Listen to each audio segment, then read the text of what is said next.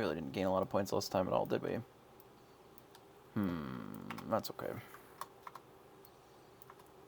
Pretty sure that if we actually want to do a point grinding stream that we're going to play some purple, like purple amber or something. But I made a bit of changes to the Gumbo deck, where we are now running one less Scar to try and lower the curve a little bit as far as our answers. I added another one-drop item, shaved Annoy, mostly for that item, and then I added a couple of launch to give us an earlier potential answer to something like an Arthur. I may not love the idea of getting rid of our items, and the two-card Wombo combo may not be very good, but... Hey, Kate, how are you? But that being said, we're going to try it, and we'll see. It's possible that we're just, like, making our deck worse. That we should just play maybe more creatures and then play something like Ratigan. You know, more of the 3-droppy ones. Hey, Mastermind, appreciate the follow. This is a good hand if it had some ramp. It does not, though, which is a little awkward. It might be fine anyway. Just go Pawpsicle into Pawpsicle. I'm going to keep it. Let's get rid of probably the shield. Throw down a Pawpsicle here. Oh, that's such a good draw. So we do ramp, so we probably won't need the Gothel. We'll see what our opponent is playing. What Zeph's got for us. If they're playing a really aggressive pile, then we may need to, but I don't necessarily think this is what I want to be doing now that we drew the second Be Prepared. Do this and say go, and then we can either play the Workshop into the Pawpsicle the following turn, or we can play the Flaversham and just draw 2 cards and then do Workshop Pawpsicle. Like, ideally we draw something here. Launch. So I could just send this Flynn Rider to the Shadow Realm. Interesting. That would be target opponent discards 2 cards. Which we kind of like. Because they have not attacked with it, nor have they done anything else.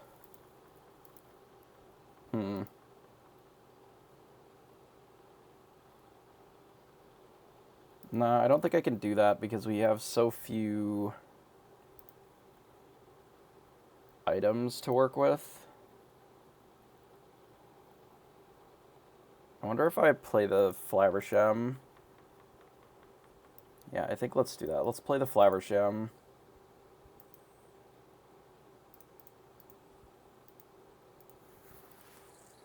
Let's say go. And then we have something like the Maui to follow up on things like this instead. As we still have the Be Prepareds. This is one of my concerns with launch, is like it sort of competes with some of the other things that we're doing. To the point where it's a little awkward. I honestly think I can get rid of... Yeah, we'll get rid of launch. I'm just, with the Flaversham, I'm just not going to have time to do it. Because what we're going to do is we're going to do this and draw like 4 cards this turn.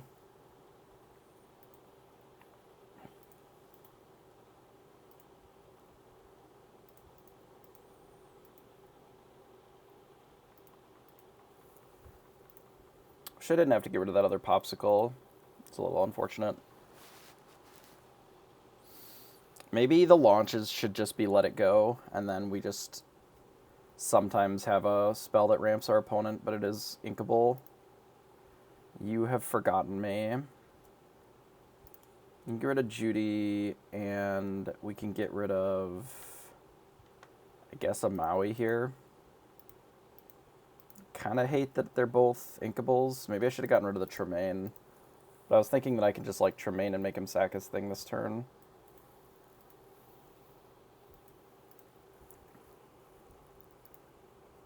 Like, I'm considering just drawing 2 cards with this Flaversham and not worrying about the Workshop, but...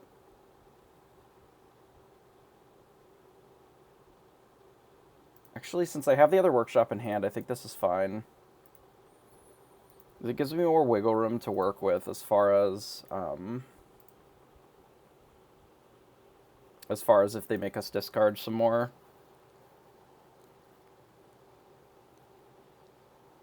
This Tremaine should be good for like 4 or 6 lore, I would think. One of the problems with the Lemon Lime or Sprite discard deck is that they really just have characters and discard spells, but their characters are all kind of bad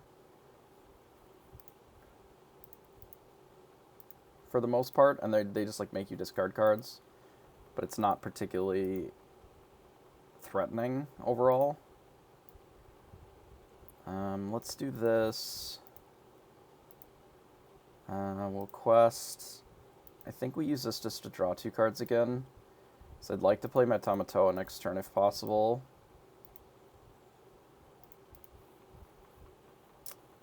To get back like a Pawpsicle.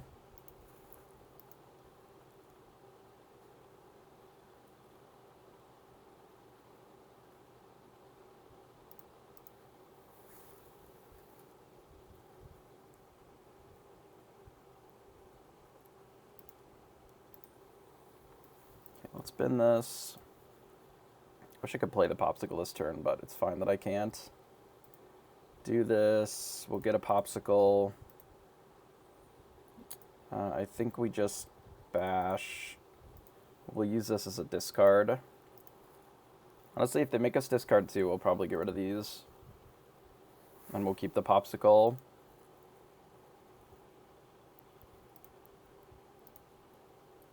Be our guest, sure.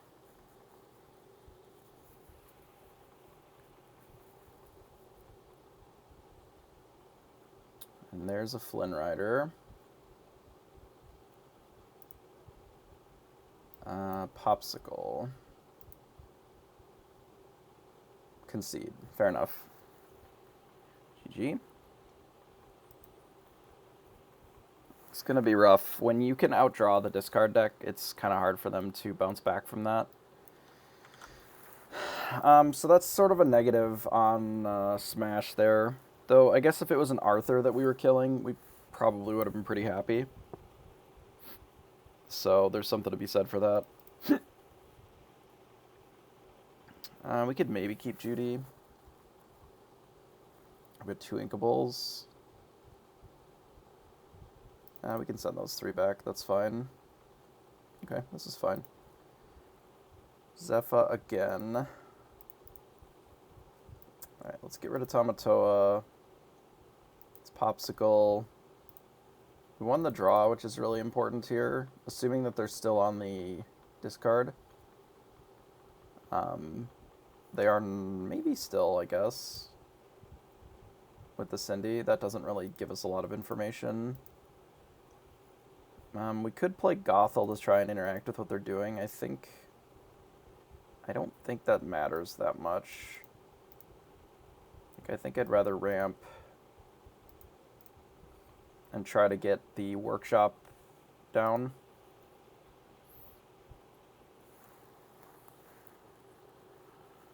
Assuming that they're discard, playing the workshop, another ink, and then the turn after, like playing both of these and drawing 3 more cards, is probably going to be stronger. 0 to hero out Prince John. Sure. That's fine. We play this. We play the workshop and say go. I don't know if they make us discard like 3 cards here. It's a little annoying, but we can manage.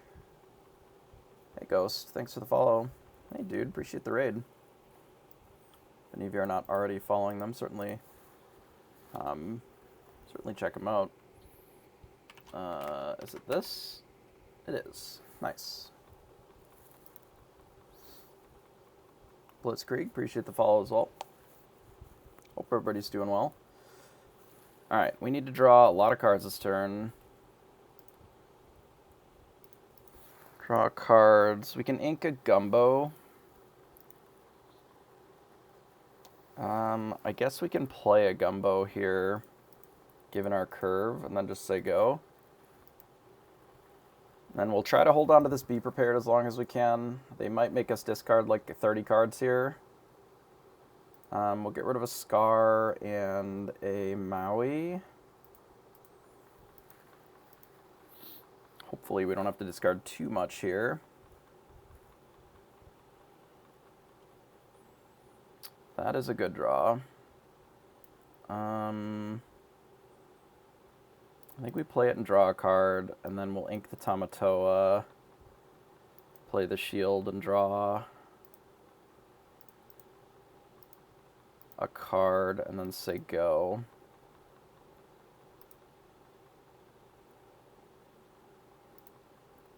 And then if they make us discard 2, we probably have to get rid of the Maui and the shield, unfortunately. If it's just 1, we'll get rid of the Maui first.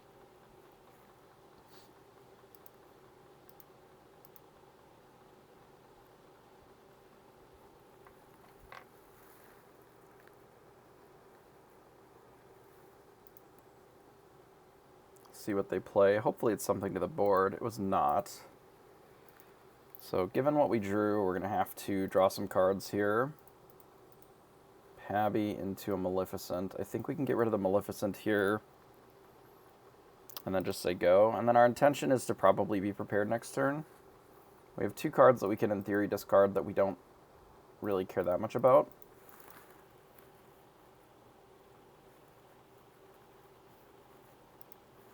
And if we can't be prepared, it'll be unfortunate. But I'm fine if we can. Okay, I think we actually ink this Maleficent, even though it feels a little weird. I'd rather shut off their discard, since we don't really have the ability to play it yet. So we'll do this, and then force them to commit more cards to the board.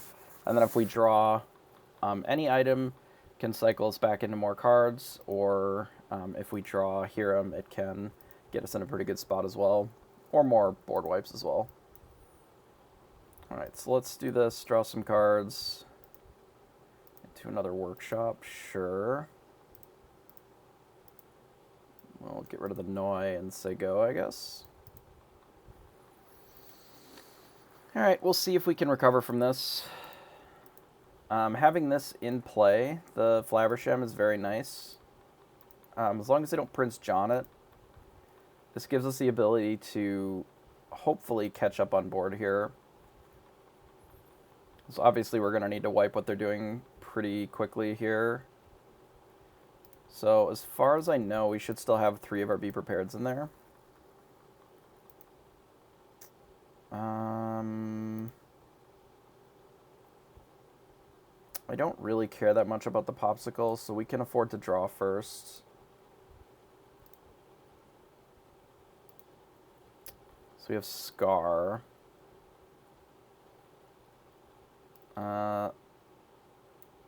Okay, how many cards can I draw? Scar's really not that good here. So ideally we need to be prepared. Or we need to make it so that their Flynn's like can't quest. Which we can probably pretty easily do just by drawing 3 cards. So we can draw 3 cards here. That makes them pretty brutal. If we do this, play Quill, can just draw 3 more cards. So that puts us at, what, 6 cards in hand? I'm debating on whether or not I Quill in this spot. I don't think that I do, because this plays around a single discard for 2 versus a double. But if they're out of discard, then this is favorable for us. So we'll discard 1 jump ahead. We certainly don't need that. Ideally, we play Scar and we can like clean this up, and then if we can keep the Flynn Riders under control just with items in general, or with the Flaversham, then that's going to be a good spot for us.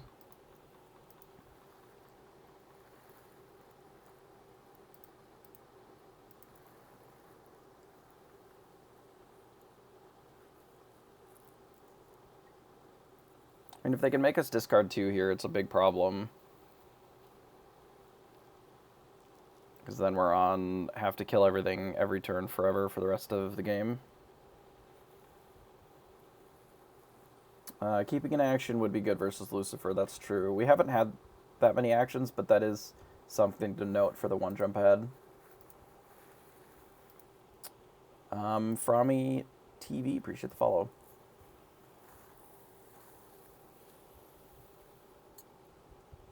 I believe that you can do pay one draw, because all the triggers are on the stack. I don't know if it requires that you resolve them all before you actually draw, but I think that you can pay one draw, pay one draw, pay one draw. I believe that that's how it works in paper. So we can certainly ink this Noi. Well, before we do that, let's quest. So we're going to quest, and we're going to eat this scepter here. Okay. We definitely still need to fuck up what they're doing over there, but the Scar can help clean up a lot of this. So the Scar is going to cost 7. This would cost 6, so that'd be 13. I don't really think that we can get to 13 comfortably with what we've got. Can we? No, we can't. So, at least not without going down a lot of cards. What if we did this? Because we can still ink 3 off of this thing. What if we just draw a bunch of cards and see if we can just find the Be Prepared? We didn't, which is fine. So we can ink this. Ink. We don't need the extra Flaversham. That's unnecessary. And then we don't need the Noi. We can still do this, and it gives us plenty of cards to work with, I think. I could certainly be wrong, though. If they make us discard like 3, it's problematic.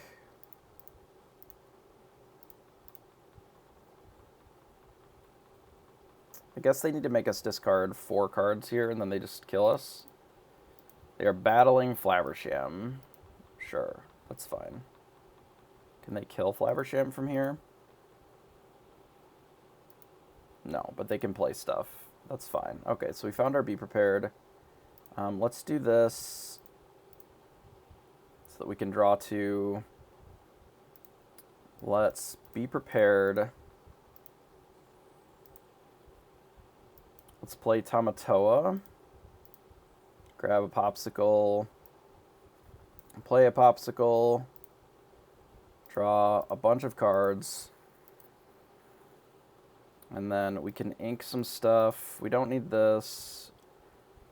We certainly don't need the other Flaversham. We have plenty of cards. We can keep both of those. We don't really need Mother Gothel here. But that'll let us play another one of these. Boom, boom, boom. And then we can say go here. And then I don't believe... Yeah, we have discarded both Pabbies, so we are going to need to kill them with regular combat here. So we probably don't need much more cards than this. We'll just have to kill the John Silvers while we clean up the board here. Or while we flood the board a little bit. So we'll do this. Kill John. Get rid of that. Kill Prince John. This is just John Tribal over here. Kill that. Kill that. We can ink the Teeth and Ambitions because we don't need that anymore. And then I think we just say go. Since this can't quest. Basically they're on the Prince John every turn. To make sure that the Tamatoa doesn't have the chance to quest. Because if it does, they're going to lose the game pretty quickly, I suspect.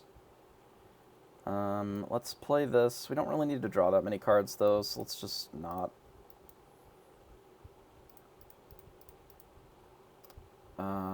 2, 4, 11. 1 short. It's fine. Let's play this. We'll draw our 1. And then we just won't draw out of these. And then we'll launch this. At this. Then we'll just play another one. Say go. A little overkill, perhaps, on all the Tamatoas, but we'll take it. We will take it. They did a lot of discarding, though. It was pretty tricky.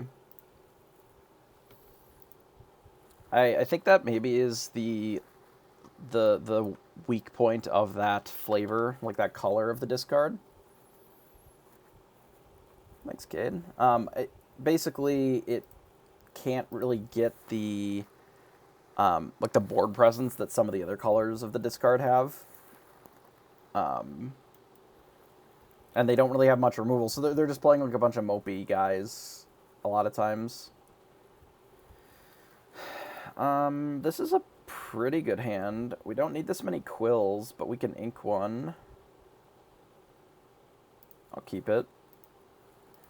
Against Zeph again, I see. Third time's the charm.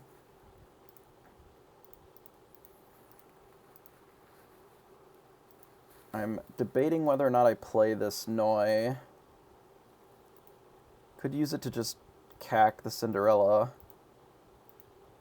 next turn. And I think I certainly play the Noi. We'll see if we want to kill it or not. It does make us discard a card.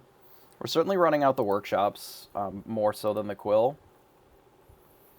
The quill is not super important over the workshops, ideally.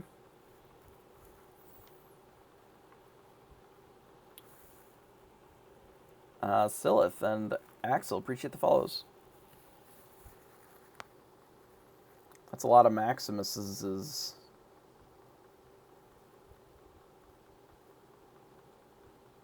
We'll see if I want to Teeth and Ambitions this. So we could just blast it. And then they can no longer sing their songs for cheap. Does make us a little bit more vulnerable to discard. Like, this is a card that we could reasonably discard pretty easily. And we can ink it. Maybe I just bash this to make it so that we have the ability to just kill it the turn after. Because we're not in a particular rush to, like, close the game quickly.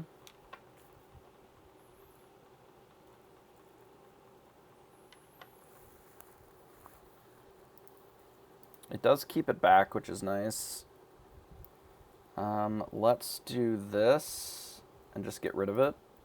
Now that we have the Scar especially. Let's play another Workshop and draw a card. And then do this and say go.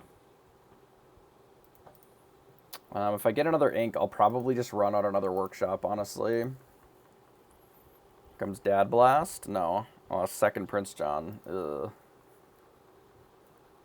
Sudden Chill. I think I do have to get rid of Scar here then. Because Scar really doesn't fix our problem.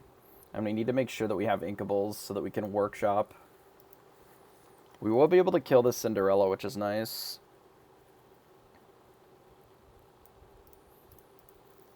So we'll bop the Cinderella.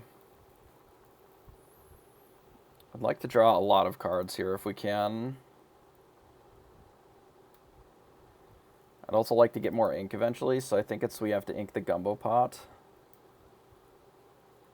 Yeah, I think we ink the Gumbo pot. Play the Workshop. Draw two. And then say go. And then if we can keep the Pawpsicle... I mean, if we can keep a bunch of the cards in our hand, great. But if we can only keep the Pawpsicle, that's fine. I don't imagine that they'll attack. But it's possible, I suppose. Does make them pretty open to getting attacked by Maui, which is awkward. Okay, I think... So if I play Quill, that's basically all of my mana for the turn. If I play Pawpsicle, it's about the same. This just gets us net 4 cards, which against the discard deck is pretty good. Can't quite kill this with Teeth and Ambitions. If we play this, let's ink the Teeth and Ambitions first. This gives us 2 resources left. I mean, we could one jump ahead, maybe then just cast it. So the draw Mother Gothel, draw 3 cards.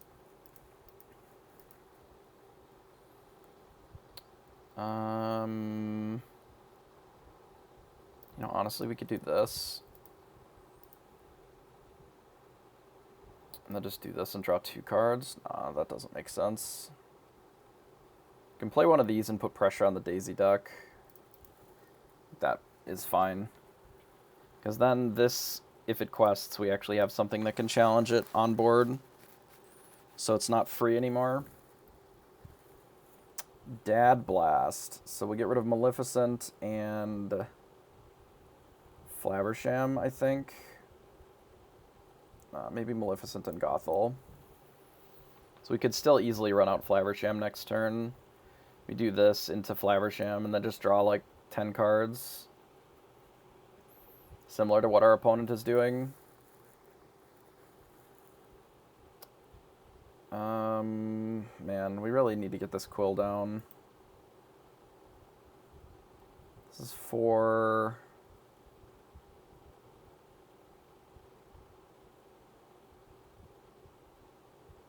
Alright, fine.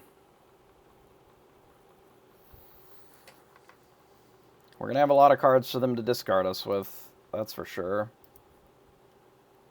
Maybe we wanted to keep the Quill. Nope, alright, fine.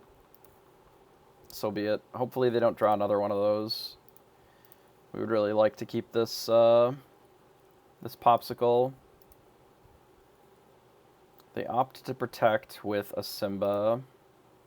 We have Launch, so we can kill one of these Prince Johns. Let's start with the Pawpsicle here. Pabby. Do a Flaversham and another Noi. The Noi is not it, so let's get rid of the Noi. So we can launch. It's going to be hard for us to kill more than one of these Johns if we also want to kill this Daisy Duck. That is certainly true. I think we can start with this.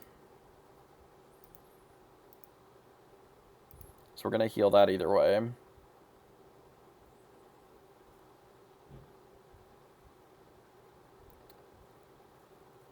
If we don't kill the Daisy Duck...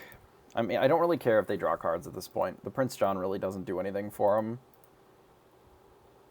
So we can either launch and kill the Daisy Duck, or we just Flaversham and draw more cards to try and avoid what they're doing here. I think that's fine, because then we can do it again the turn following.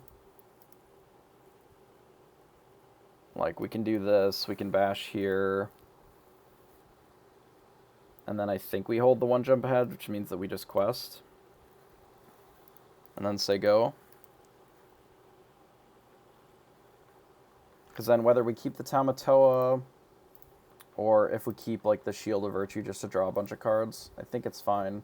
Because really, at a certain point, like when you have so many cards in your hand, you're limited by ink more than you're limited by cards. So if they draw more cards, it just like doesn't really help them at this point.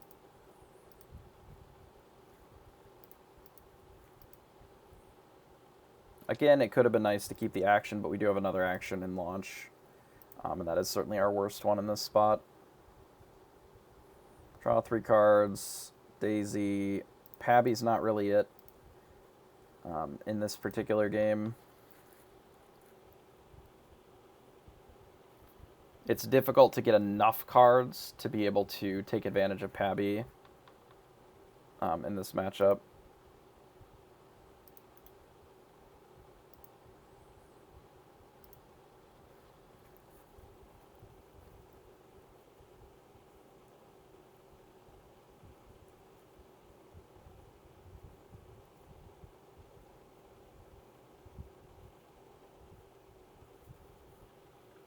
They have a 5 that they can run out. Sure, Maximus. Interestingly, we do still have the launch line. They're looking to launch another 5, another Maximus. Now John Silver on the Flaversham. That's unfortunate.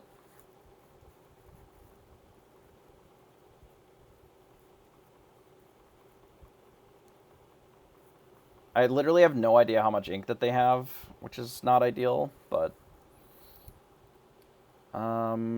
So this can't quest, correct? Correct. We could still throw this at Maximus, and then we could, like, attack the Prince Johns, but again, they already have so many cards. I don't think that that necessarily matters. We could work to get a Tamatoa down, but I think it's better just to draw towards Be Prepared.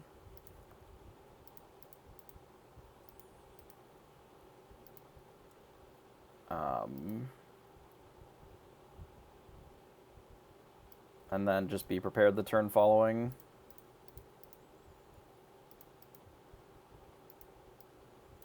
Ink this.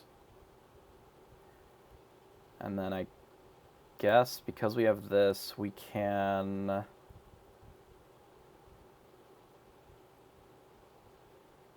We can almost make Gothel trade with Maximus here.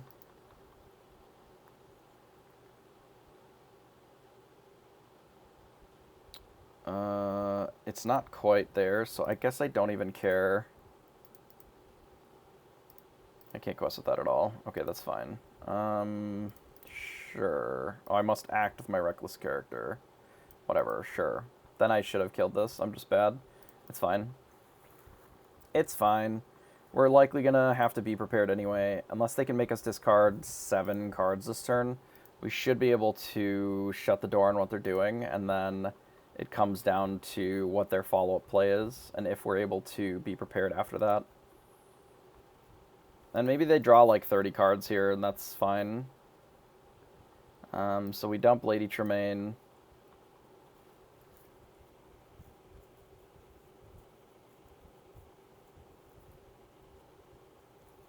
See what they've got. In that case, I think we can get rid of Launch. Because now we're at the point where we wish that we had more ink, but they've got an awful lot of cards in their hand.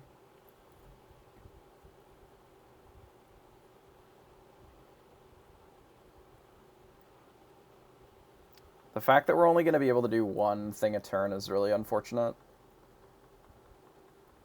Means we're probably going to lose this game. Only being able to cast one spell in a turn, especially for a control deck, is really tough. I probably would have done well to have one of these be like something else. I guess Tamatoa, because we're not going to be able to cast more than one. I suspect if I had made it into... Like, if one of these was the Quill, then we could have, like, cycled our cards a little better. We certainly don't need hops this game, I don't believe.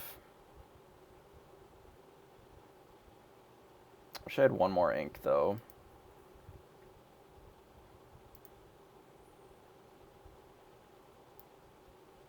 No, not Tamatoa.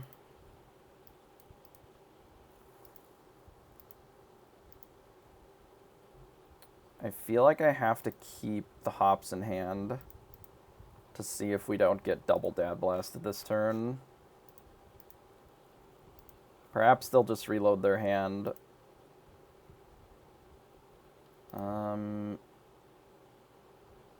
I guess we have to do these two.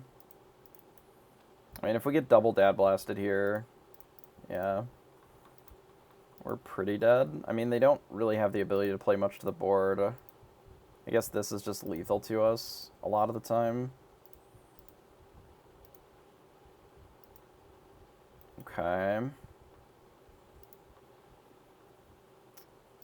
How many Be Prepareds do we have left? 2. We're not just dead. If we rip a string of items, like if our draw is like Pawpsicle, it's got to be like Pawpsicle, and then we just have to draw a ton of cards, sing Be Prepared, and then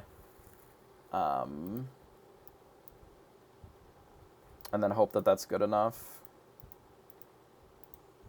This is 2-4.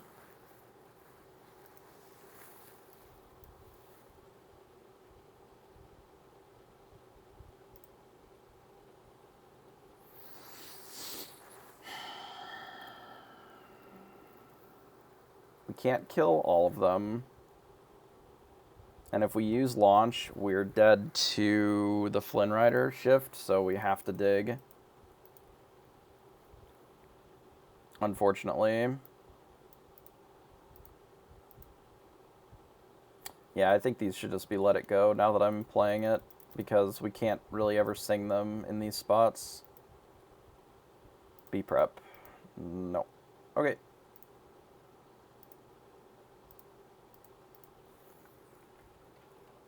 Yeah, I think songs are just really strong.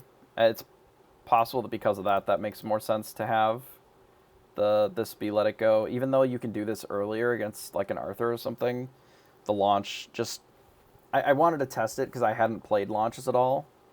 But after playing with it, it feels really awkward because there's not really a spot early game where I'm super excited about blasting my own items. And it's not any better really than Let It Go.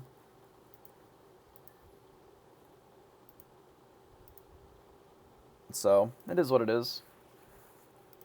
We'll play it out one more just to see if we fight up against an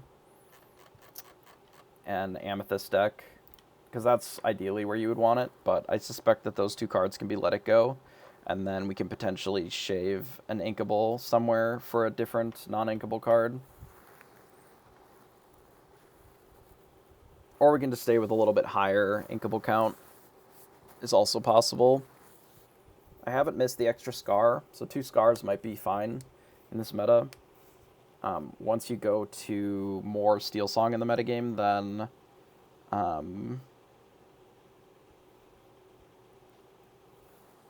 then it's possible that Scar becomes better. Like, the more Amber play to the board kind of decks there are, the better that gets. So there's some good openers, though. We'll send back the 2 Scars.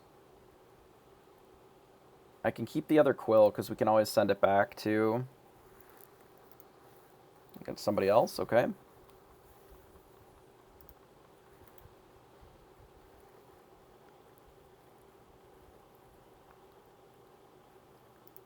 Okay, so we are against purple this time. I think I will get rid of one of the Quills, so we can play the Pawpsicle here. We'll keep Judy if we can, but I'll likely ink an early Judy if we have to try and keep the Maui, depending upon if they're the yellow version or not. If they're red-purple, or purple-steel. I did not win last game. I couldn't quite... If I had destroyed one of the cards, then shift would have gotten me. So I didn't really have much of an out because my card was specifically not a song. Like, if I had let it go, I would have been able to survive one more turn to potentially one-turn kill. But I couldn't quite draw enough cards. Because I didn't have the Quill giving me extra ink all game, I was limited by my ink options. So I probably, like, the third workshop probably should have just been the first Quill, just so that I could have kept up with the cards that I was playing. So given that our opponent played Cinderella here...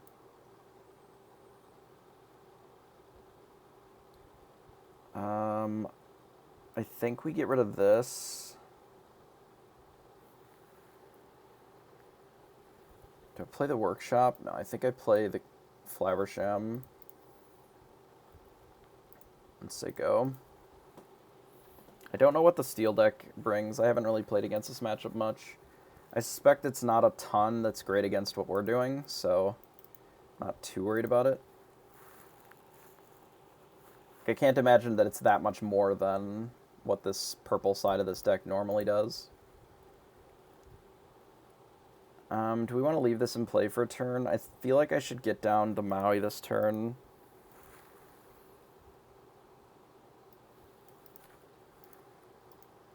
But then our Flaversham is kind of bad.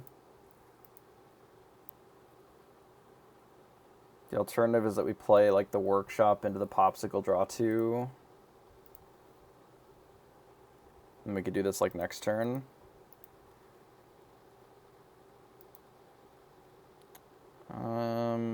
Maybe.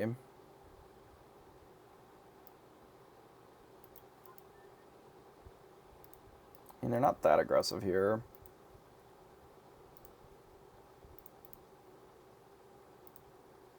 I kind of don't care if they kill my Flaversham, so maybe this will encourage them to do that instead.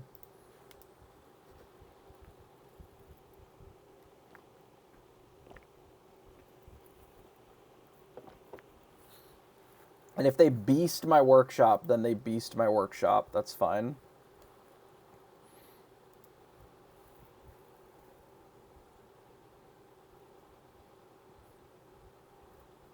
Cinderella, sure.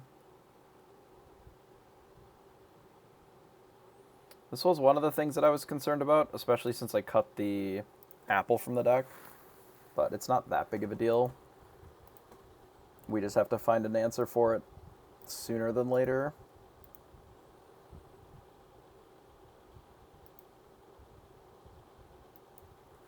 We need to get more ink is an issue here. Let's get rid of this one jump ahead. Let's get rid of the Noi. Do we want to play the Gothel just to do pressure? I think I'd rather just play the Gumbo and draw a card and say go. And then we can, in theory, just Maleficent this. If we don't draw, be prepared.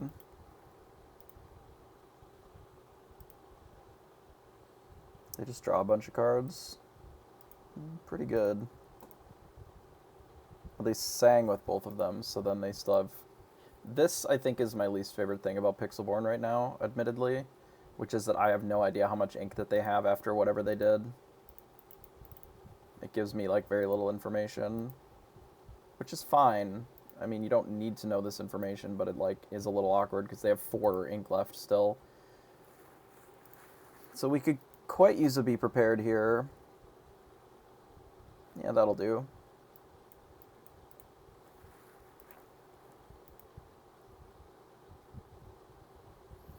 So do we try to just set up for the 1-turn kill then?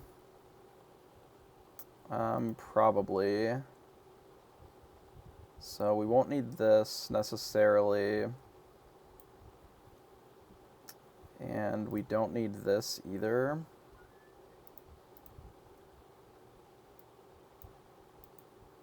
We can do this to draw a card. Basically what we need to do is we need to get a lot more ink while not dying, of course. And then eventually we're going to drop Pabby, Teeth and Ambitions, another Pabby, and then we'll Gumbo them to death, basically. So there's an Arthur, that's fine. We drew the other Pabby. We need to kill the Arthur for sure, which the Lady Tremaine will not do. But this will do fine against, so... Let's ink the Noi, because we're not using that. We can play this, draw a card, and then we can ink the Teeth and Ambitions if we find nothing. Or the Lady Tremaine, I suppose. The Be Prepared. Okay, so let's get rid of the Lady Tremaine then. Because I know that they have, like, the goat and whatever. And then we can plan on Be Preparing next turn, potentially. Let's kill the Arthur so that they don't get us and say go. So we have the combo in hand. We just need to get to the point where we have some Pawpsicles in play and enough damage on our cards to kill them.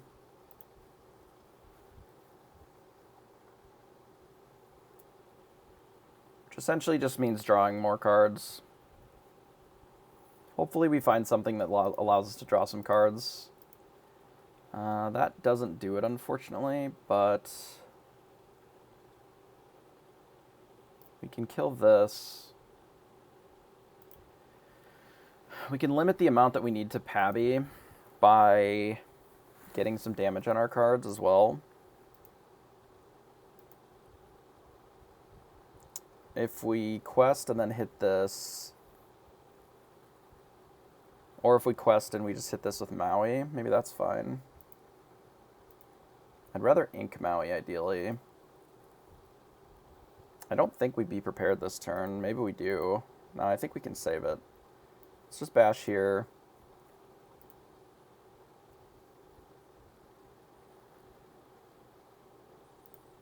We can untap this.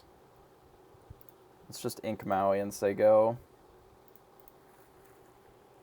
So that gives us 2 damage here. We could use another Pawpsicle. I probably shouldn't have eaten all the Pawpsicles with Flaversham.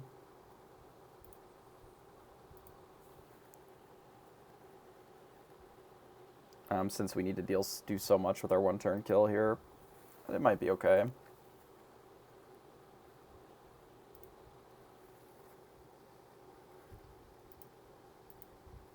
Our opponent has a particularly obnoxious draw.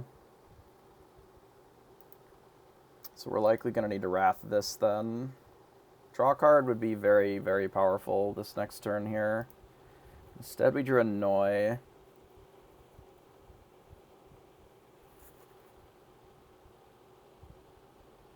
They have Yzma that they can do. It's possible that I'm supposed to just drop a Pabby and start gaining lore.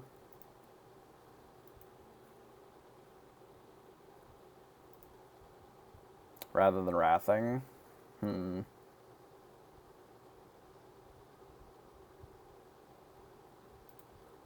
I don't know if the Steel deck really has much answer-wise for that. Maybe they do have Yzmas, which would be not the best, but we draw cards off of it. Okay, what if we do that? What if we do this? If we hit this, then we can heal 1 off of this. That's kind of awkward. Okay, what if we do this instead? Let's play Pabby. And cast Teeth and Ambitions to do 2 to this, 2 to that. And then we can Gumbo it. And then maybe we leave the Maleficent in play because they can only do 3 here.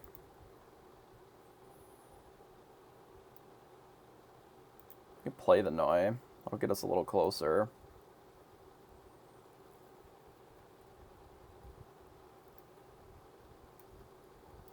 Let's do this.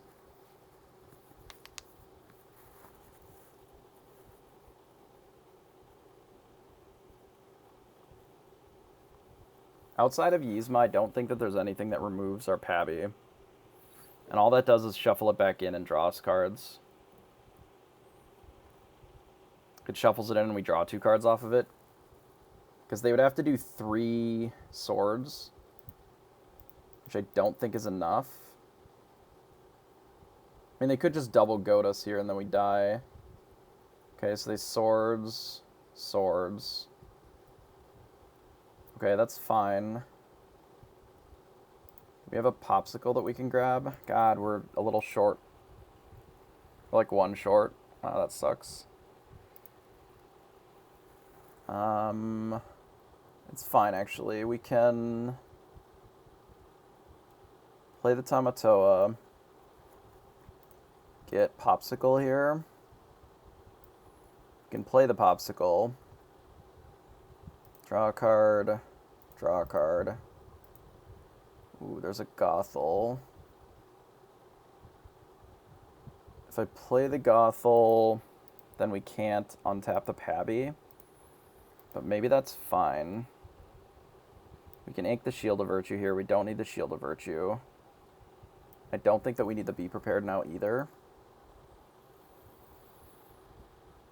We don't need to play it right now, though. We can just play the Gothel. We can Gumbo Pot this and this, which will get us up to 9. If we heal this one, that'll get us up to... we have to kill something here. Do we have to kill everything here? Wait a minute. Did I fuck this? If they have goat in hand, which we know that they have a goat in their hand unless they inked it. We have to kill something for sure, so I think we have to do this.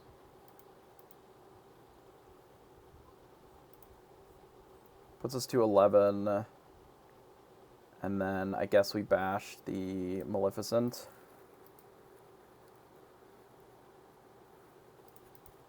And then say go. Yeah, I guess they goat us here. If they have 2 goats, we're dead. I could have be prepared to save myself, but I think the Tamatoa Pabby line was the way that we had to play it.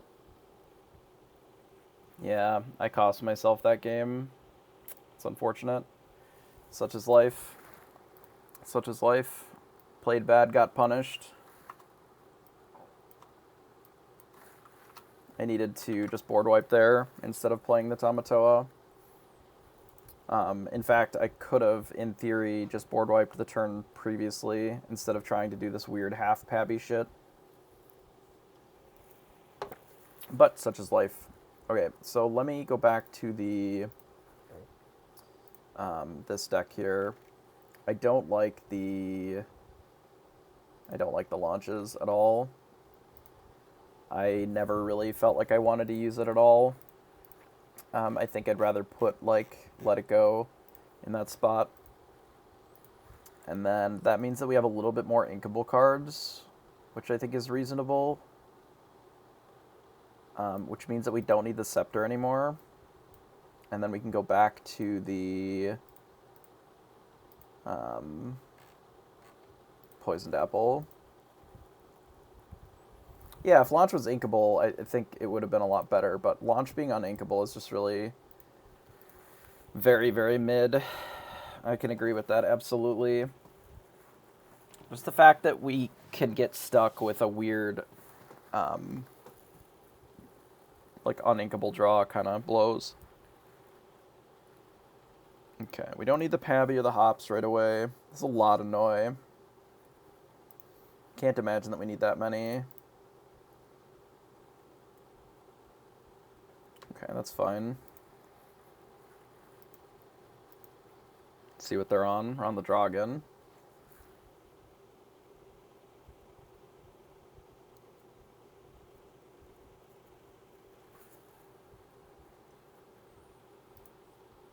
Yeah, there's a reason that I keep holding, like, inkables in my hand, even if the card themselves in that spot are not the best.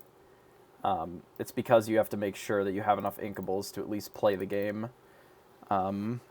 Especially if you don't have Quill. Like, I'll often keep, like, a Maleficent Dragon or a Tamatoa. You know, sometimes, like, a Judy or an extra Noi or whatever, just so that we can make sure that we have at least a playable early game. Because if you don't, like, it's pretty rough.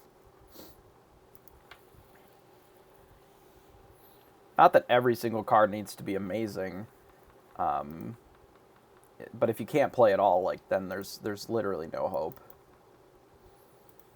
So we ended up with a Prince Eric here. I don't suspect that we need hops in this matchup, at least compared to most of the purple ones. That's usually just for the purple deck, and sometimes the mirrors. We could play Gothel here and then challenge the Prince Eric if it battles. The Noi is pretty bad here, so I don't hate that. And then we can always heal it with the Pawpsicle if we want. Green and steel. Tinkerbell. Alright, so interestingly, they're likely going to try and shift Tinkerbell. I think we get rid of Noi and we just play the Workshop. But I think I also Pawpsicle the Gothel. And then just say go. Obviously, we could play the Gumbo, which we'll use to heal this next turn, probably. But this makes it so that Tinkerbell isn't just an instant blowout against Gothel. And this is keeping them under control a little bit.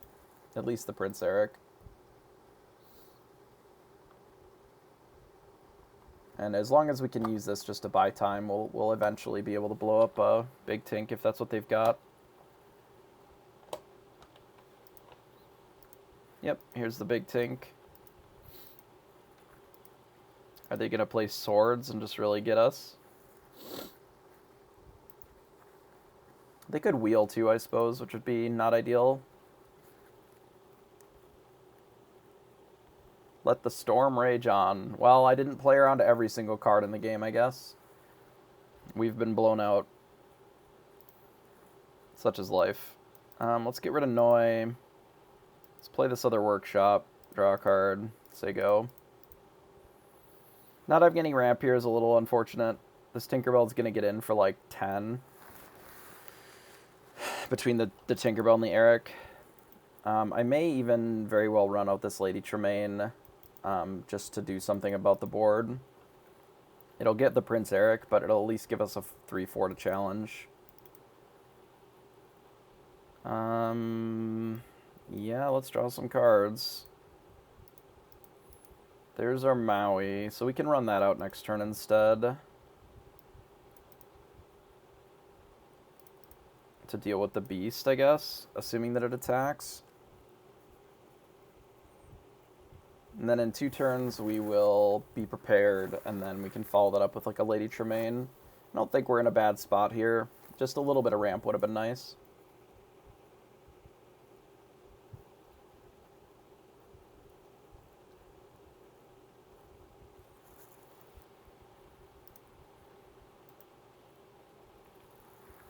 Whole new world. Okay. And this is the spot where Let It Go just feels terrible.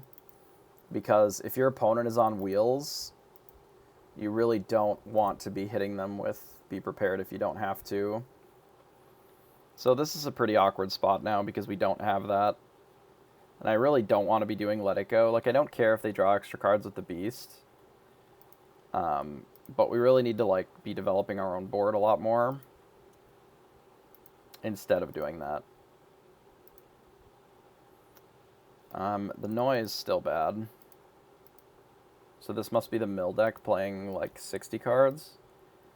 It's fine, then. Okay, so let's play Pawpsicle. Pabby into another Maurice's workshop. Well, that is not ideal. Alright, draw 1,000 cards, say go.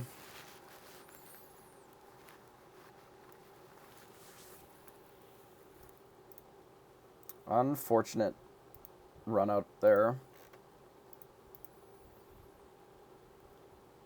Pretty rough the way that the sequencing worked out.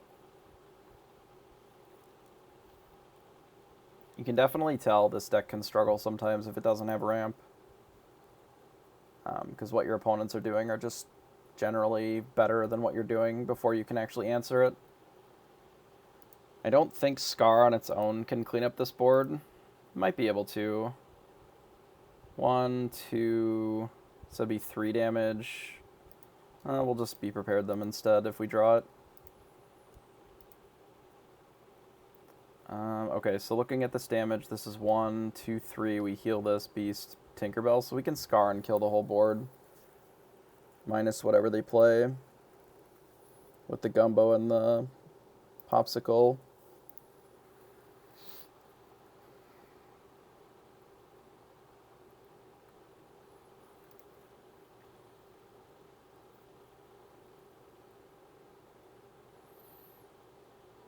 Well, we certainly don't need 2 of these. Let's play Scar. Scar attacks here.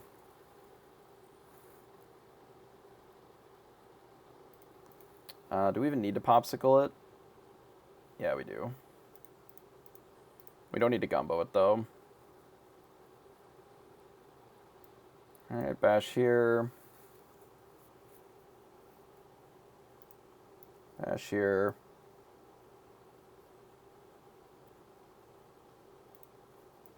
Bash here. Say go. Okay, we've cleaned up the board. Unfortunately, we're still 2 turns away from Maleficent. Which is not awesome. Especially since we left Prince Eric in play. We'll see what we draw. Maybe we just run out of Tamatoa, make them have to deal with it. We're dead on board if they... We're dead if they have Shift Tink, right? No. Yeah, we're dead if they have Shift Tink. So we have to do something about what they're doing. Yeah, not having any ramp is pretty bad. We can Flabbersham and then Teeth and Ambitions. The Captain Hook.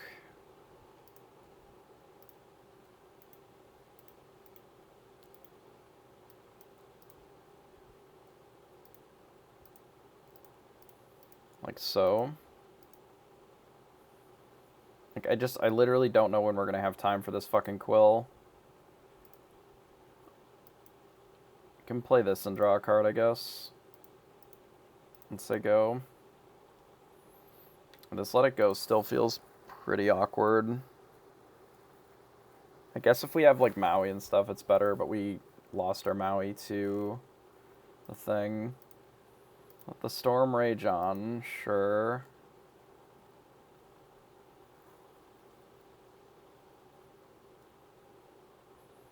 Should have Gumboed this. It doesn't need to have that much damage on it.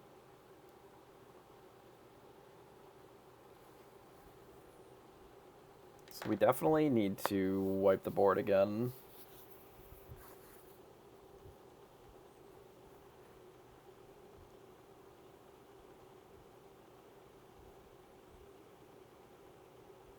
Okay, 18.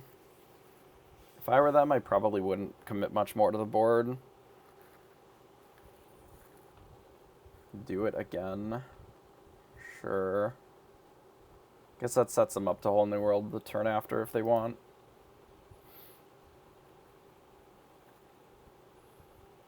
Okay. And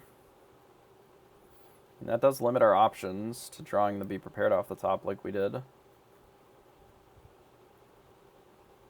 So I guess we hit him with the Be Prep, and then they're probably going to wheel us next turn, so I guess we just say go. They have the ability then to play as much as a 5-drop.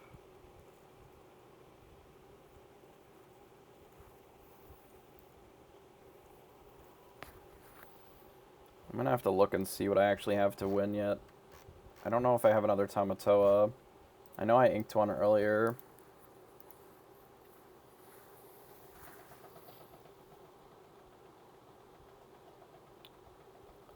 I need to kill both of those, so I think I need to Be Prepared this turn, which means that I can Quill as well.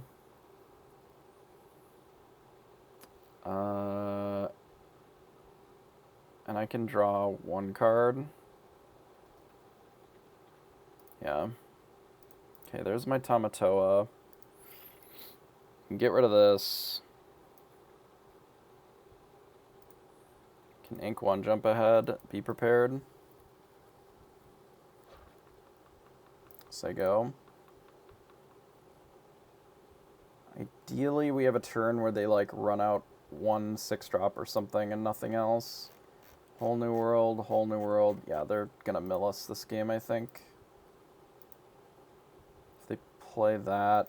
Well, maybe they don't have it. They still have 24 cards left in their deck, to be fair. Have to kill both of these, so we have to Be Prepared again. Unfortunately. 11 cards here.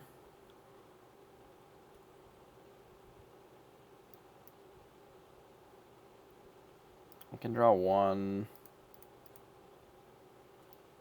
Play Gothel, Gumbo it. Do I have any Pabbies left? I can't even really check. I don't think I do. No, I don't. So yeah, we can just heal it and then say go. We need, like, a turn where they play exactly one thing. We play the Maleficent, and then we blow them up. If they play two things in a turn, like, we don't really have much of a shot. We're just dead. Okay. I think that's all of our Tamatoas now. Fair enough. They had too many things going on. We are out of answers to stuff. I feel like there was maybe a turn in there where if I had some ramp that we would have been able to keep playing the game, but without ramp, we did have a functional hand, but against the wheel decks, if you're not ramping at all, the parity is broken immediately. And in the spot where we actually drew some of the ramp, like we were too far behind and had to board wipe to keep up with them. Such is life. It is entirely likely that we have made our deck so weird now to try and compete with the like the various aggro lists and whatever, that it is just worse consistency against these steel decks. And if they are worse against the steel decks, then maybe we need to go back to our roots and just have the ramp, have the board wipes and stuff. I feel like that's kind of where the deck is, but obviously there's still some spots where that can happen. Let's do this. We'll keep the Maleficent for ink. Double one jump ahead is interesting. Let's get rid of a Maleficent and play a Pawpsicle here. That is a pretty good draw, actually. Next turn we one jump ahead. The turn after we can Flaversham. I'm likely getting rid of the Maleficent and the Maui. Go to the other Maleficent. Jump ahead. Say go. This draw feels pretty solid. So they're on the purple-red, like, aggressive control deck. Not aggressive per se, but the control style of that deck, since they haven't played any early drops.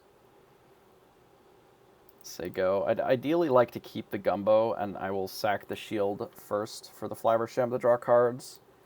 The Gumbo is much more useful, because the way that you kill this deck a lot of times is with the one-turn kills from Pabby, because they can't really mess with your hand that much, so just getting him in one shot is usually fine. Let's play Gumbo, and I guess we'll just play this. Obviously, playing two one-jump aheads can interrupt the Pabby combo a little bit, but I think it's fine. Obviously, if we've drawn 25 more cards and we still have no Pabbies in there, then that's a little tricky, but we'll burn that bridge when we get there. Especially given that we're 2 ink ahead here. I think we'll be able to manage.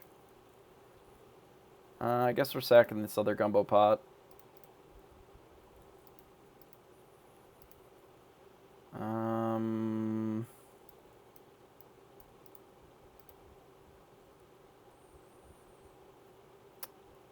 I think I just run out of Scar. Let's say go. We're just playing the raw 6/5 Quest 2. Yep. It's fine.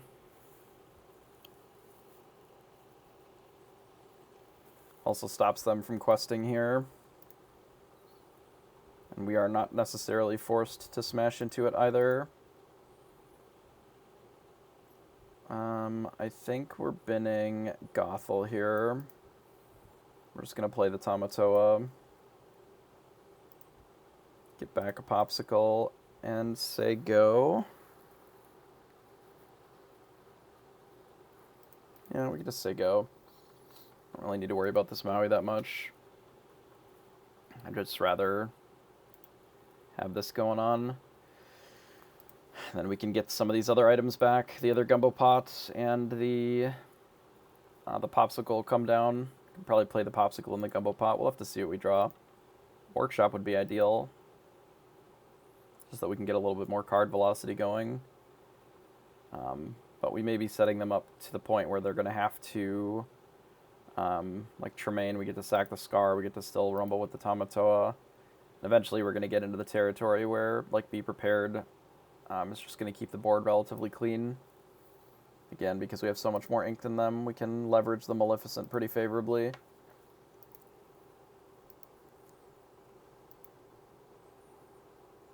Yzma their own card. Interesting. Well, let's start with the Pawpsicle. It's another Tamatoa. I'm not really that sold on another Tamatoa here. They're likely going to Wrath on their turn. It doesn't matter if they Spellbook us here. I think I'm just going to run out the hops. Draw a card from the Pawpsicle. So we can get the Pawpsicle back from Tamatoa here. Not a princess, huh? Okay, let's ink this. I'm going to play the Poisoned Apple and the Gumbo. Quest with the Tamatoa. Get back the Pawpsicle. We may as well quest with the Scar here as well, then. And if they want to slam both of them into the Tamatoa or just board wipe, that's fine. The Judy Hops is there actually to encourage the board wipe.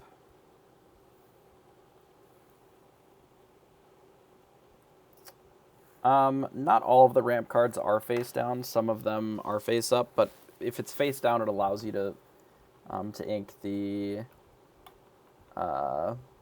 uninkable cards. So then, like, it just doesn't matter what the card is, which is why it doesn't need to be a known card, I think, because otherwise it doesn't. So any other way of inking requires it to be an inkable card, right? Where if you don't look at the card, then it can be uninkable. If it's hidden information, then it doesn't matter. I suspect that that's why. It's just to keep the differentiation between, like, this is a card that is a known card versus one that isn't. Let's Pawpsicle the draw card just to see what we're working with here. That card is fucking dog water. Let's Tamatoa and grab, I guess, the shield, and then I probably just ink it, honestly.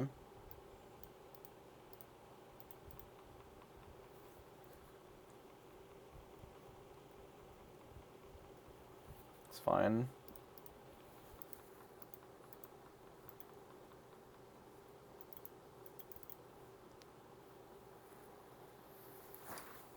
I could use a card that gives us any amount of velocity here. Not having any velocity is a little unfortunate. Bouncing Tremaine is fine. All I want to do is draw cards in this spot. Like a volume of cards, not just a single card at a time. Because our issue is that we're playing their game, and I really don't think we need to.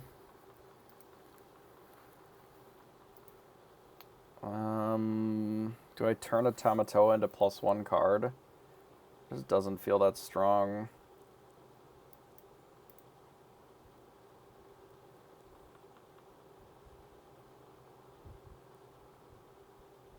I guess we one jump ahead again because we need to get ink. Hate it though. Like, where's all my workshops? Where's my Flavershams? It's fine. Like, I don't want to be playing my creatures just to deal with their creatures or their cards, because they're just going to keep bouncing their Tremaine. Like, I want to one-turn kill them if we can, but it's not really set up in such a way that we can do that favorably. So there's the Pabby. We could just play the Tamatoa to grab the other Gumbo pot, and then just keep it in our hand. Could just also make them do something for a little bit.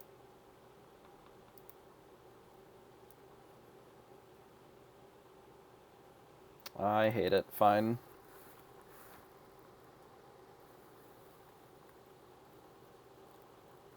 There's like a full half of our deck that we need pretty desperately.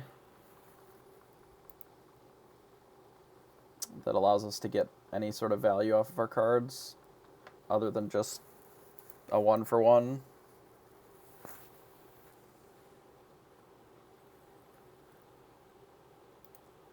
Excellent.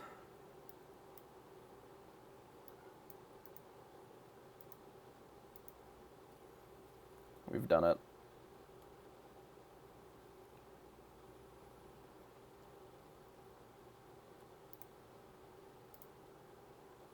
Can make the goat have to do it. If we Gumbo it and then Pawpsicle it, the goat would have to attack into the Maui instead of the Merlin Rabbit. I guess if we just Pawpsicle it, but then the Gumbo's kind of free anyway.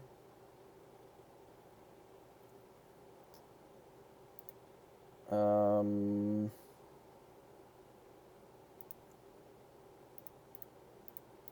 we can Gumbo it either way.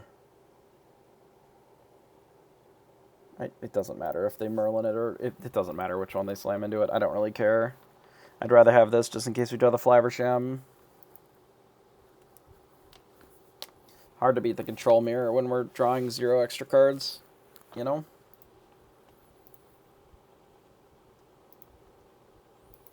We only need to combo and do 14 to get them, so we only need 7 Pappy triggers. Which is really not that many with double Pappy. We just need to not be dead before we get to that point.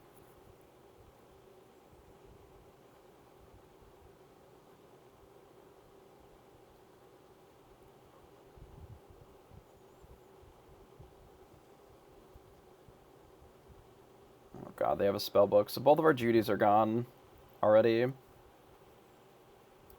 Unfortunately.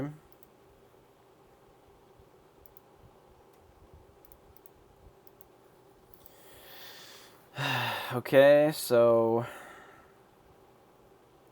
let's ink this and just play Scar, I think. So we don't have nearly as much problem here. We could kill this rabbit as well.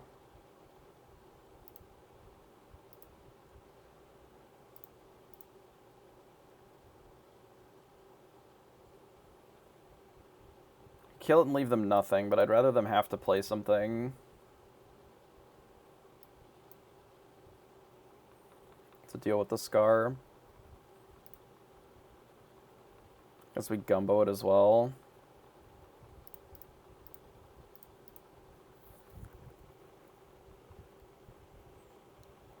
We are now on a clock, so we do not have infinite time.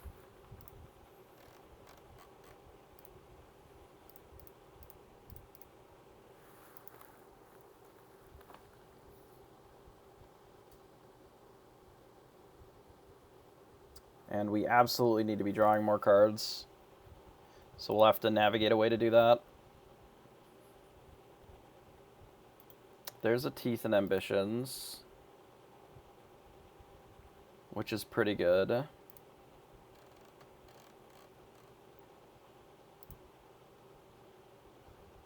So we would need the other Pabby and more ink for that. We only need 5 triggers. So that's Gumbo, that's 2, 3, 4. So the other Gumbo would be quite helpful. But we probably need the Pawpsicle more, because it also draws a card. So let's do the Pawpsicle, because we can also make that work. So we did find a Be Prepared, so that's good.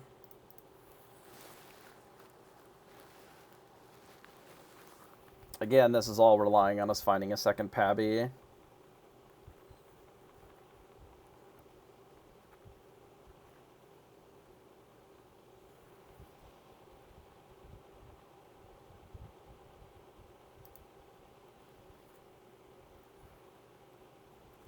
Yep, Tremaine again.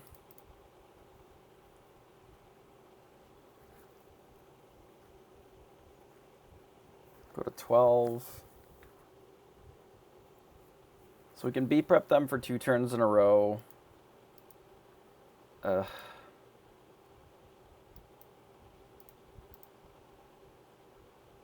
Alright, let's send another one of our cards to the Shadow Realm.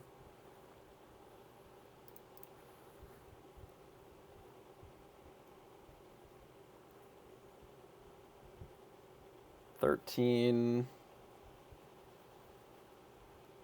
I really don't want to eat a Pawpsicle, but we kind of don't have a choice. Here's a Quill right on time. I think we should just eat the Quill, because we kind of need all the cards that are in our hand.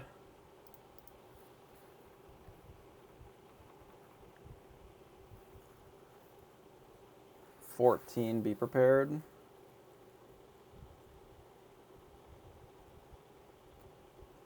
If they don't be prepared, if they just have a single answer,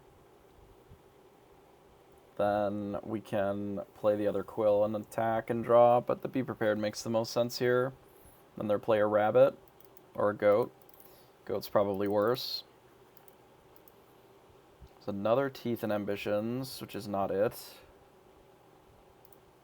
Blow up the goat. I guess do the Quill this thing. Damage-wise, we need 5. So this is 1, 2, 3, 4. I don't think the second one is really it. If we can quest with like one of these, then it's fine. I don't think we've been able to draw enough cards to get enough velocity to actually combo them. Playing a workshop deck with no workshops is unfortunate. Oh, another spellbook. Okay. I guess we're dead. Yeah, okay. GG. Okay, we have died. Getting really bullied today.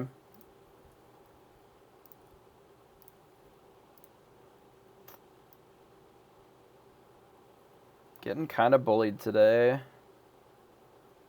Yeah, I just think it was an awkward draw, which this deck has a lot of. I don't know what we can do to improve that, really. We could bring the noise back in so we can get a little bit more, but there is some argument for playing Develop Your Brain. Or just shaving cards down to get it closer to 60. But I don't know what I would even be shaving to get it closer to 60, unless we just start cutting, like, Let It Goes and stuff.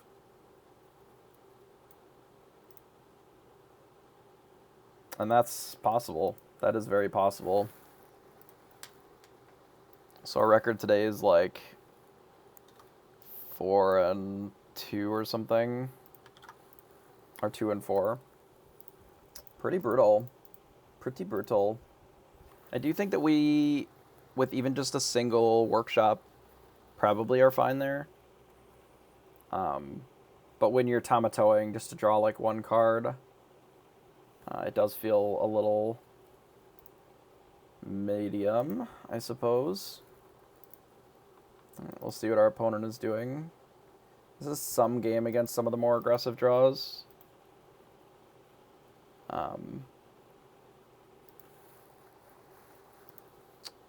Probably don't need both of these Gothels. Play out a Pawpsicle here. I likely will want the Noi given what we've drawn, but it depends on what the other color is in their deck, on whether or not Noi is even good in this matchup. It's generally better against the control decks, so that we can gain lore and then untap it. But that's obviously in a perfect world. Captain Hook. Okay. So I don't think this Gothel is really what we need then. I'll just run out the Noi. Not that the Noi is necessarily insane here either.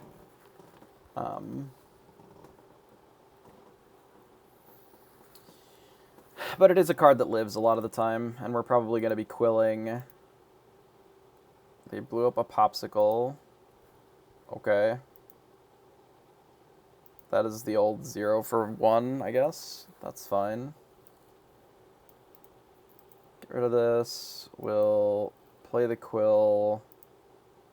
Ink. probably Maui. I will like Shield of Virtue. We're probably going to play the Maui. I don't know who told them that Benjiing Pawpsicles was good, but pretty sure it's just not that good.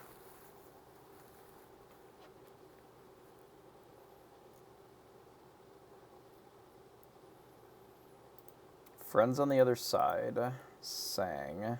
Okay. Well, then we're definitely going to be Mauiing.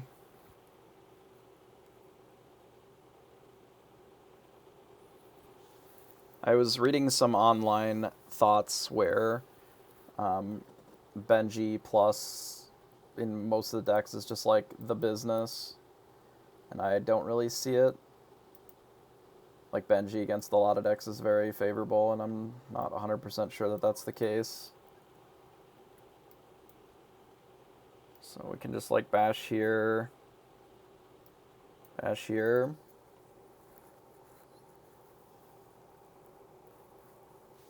Do we ink another card?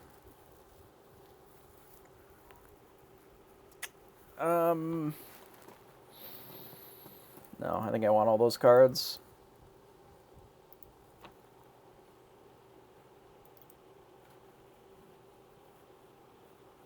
Once we Flaversham, we can probably ink an extra card that turn. Beast, sure. Beast, and they draw cards with Blue Fairy. Interesting.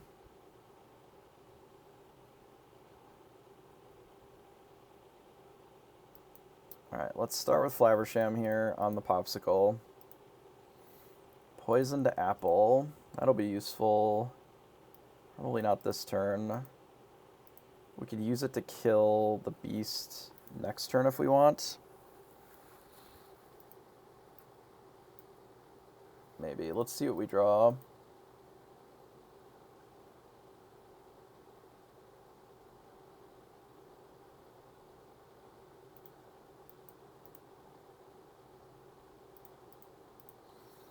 I probably could have inked a Scar, actually, and I should have.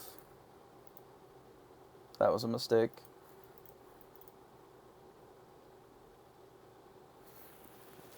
Hopefully that doesn't punish us too badly. I do like this card. I think it's pretty good.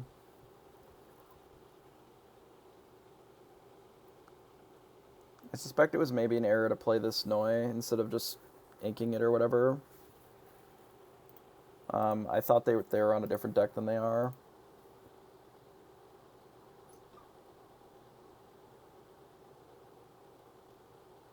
That's okay, that'll happen. Let's see what our opponent is doing for 6. Yzma on our Flaversham. Okay, that is something that you can do. I'm okay with that. Did they know that that just draws us 2 cards? Like, unironically. Oh, well, that's really good for us then. Let's ink this Noi. Play the Scar. Bash here, untap it. Quest with the Noi. And I think we quill one of these workshops or the Poisoned Apple. Given the colors that they are, the apple seems like it'll be pretty good this game. We'll get rid of one of the workshops and then just say go. If they opt to Yzma and kill the Noi and then, like, kill the Scar with a spell, then we can Scar the other, or the Yzma. If they run out Cindy, then we can Poison Apple it. They're really out here just drawing like 1,000 cards with blue fairies, huh? Okay, fair enough. Are they going to kill Noi? No. They opt to just bash. Okay, that's fine. I don't think that we're playing this other Scar.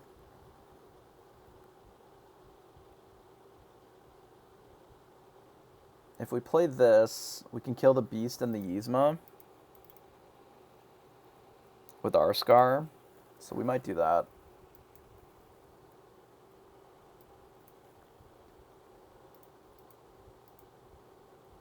then we'll keep these to draw, and we'll just be a little bit lower on ink. So if we heal this thing,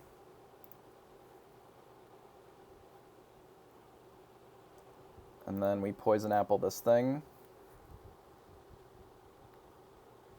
we can go bop the beast, untap, bop the Yzma, quest with Noi, say go. Then we can use these to cycle into different cards.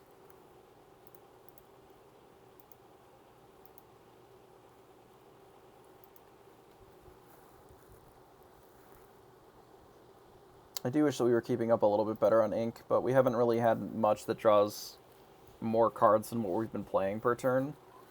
So there's Cindy, which draws him 2 cards with the blue fairy, which is kind of cute.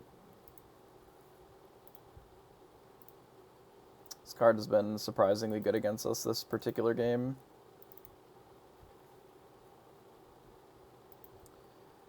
There's Teeth and Ambitions, which we can use to kill a blue fairy. It's a little late, but there's a Tamatoa. Perhaps we need to play a Tamatoa.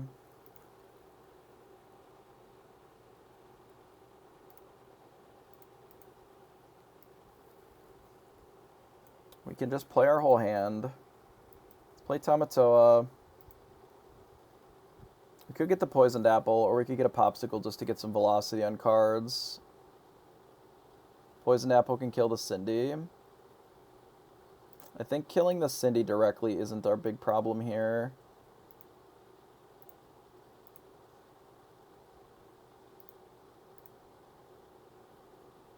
I think we do that, and then say go. I'd rather draw 2 cards and find like a Be Prepared just to get us a little more ahead.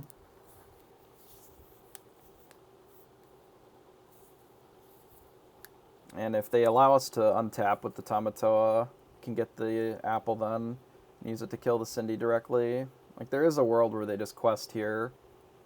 Like, they just tap our things here. Okay.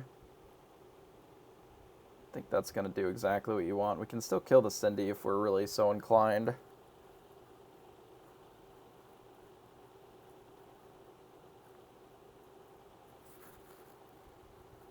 There's a Pabby. Let's start with this.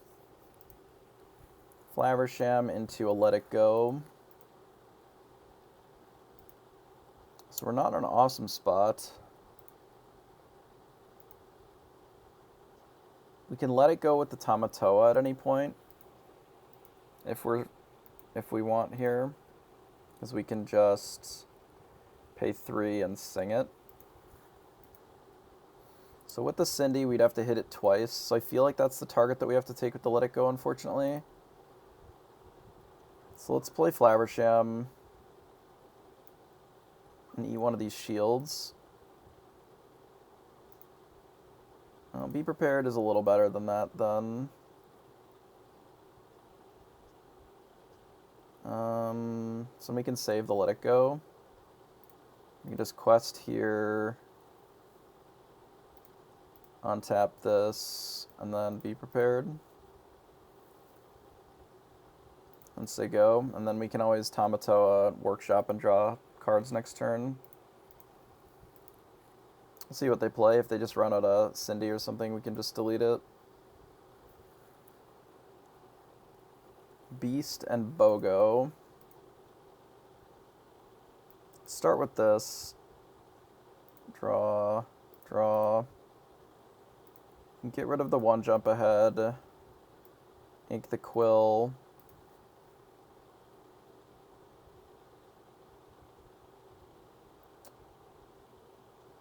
We're not really getting ahead if we just don't play the Tamatoa here, so I think we play the Tamatoa, Pawpsicle, say go.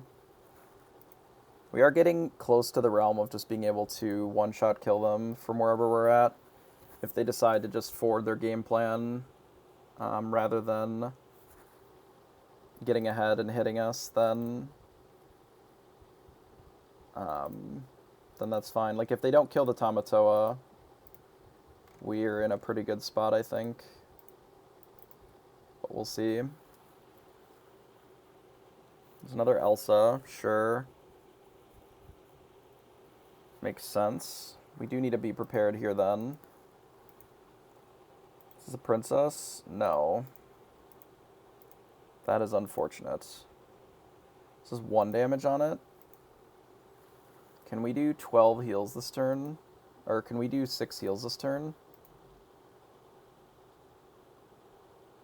We can have 1 Gumbo and 1 Gumbo, 3 Pawpsicles.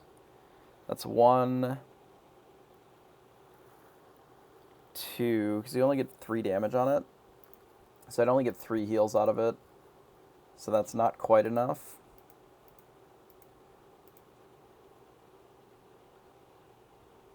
We can pay 3 for the Let It Go on this, and we can kill the beast and then leave them with a BOGO. Okay, let's do this. We hit the beast. We can play one of these. Draw a card.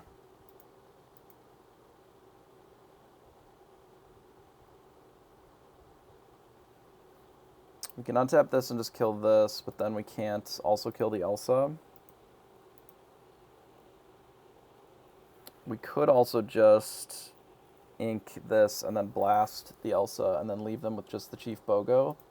And then we're dead to a goat if they have a goat, or the spellbook if they have a spellbook. I don't believe that there's any alternative answers to that. And we don't really have more turns beyond this, so the Maleficent doesn't really do much. So we may as well do this, because if we need to play the Gumbo, to draw a card, like, I'd rather have it in my hand. It does make it so that we don't have double Gumbo with the Pabby. But if we have all this damage on our characters, we might be able to get them with it anyway, if they're not expecting it. Like, if they just play another Elsa to keep our things tapped and don't goat us, then they'll be at 19, they'll play a couple things, and then we can kill them with Pabby.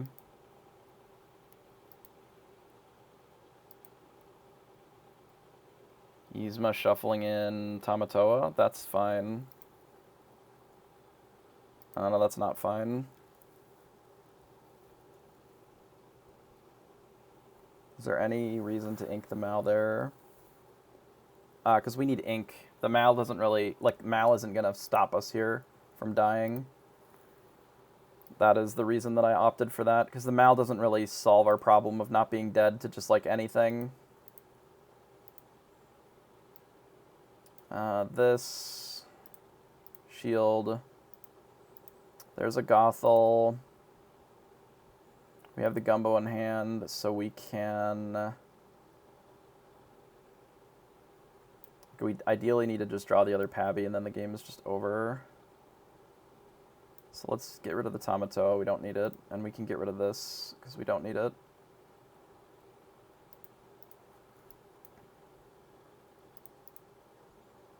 Okay, say go. Hope that they don't have a goat. Please don't goat me.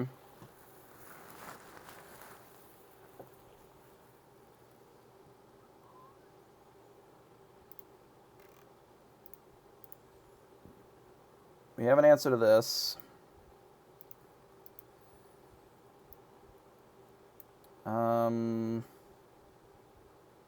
Wait, does that kill them?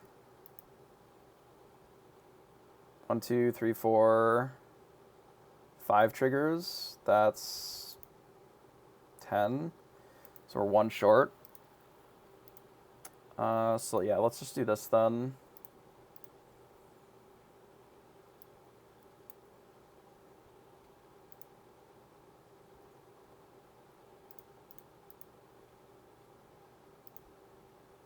Then we'll get them next turn for sure.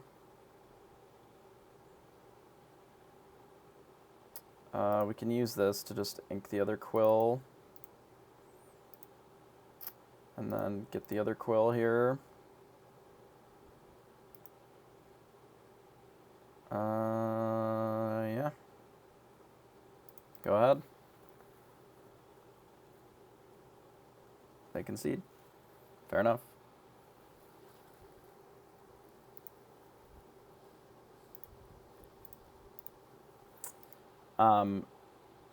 Did we really need to do the Mal? Not necessarily, but the Mal wasn't going to have a spot where it was super good. I guess being able to kill the Cindy there would have been fine the turn after. But we needed to keep the Pabby. We needed to keep the Gumbo to try and, if we draw the other Pabby, just kill them in one turn.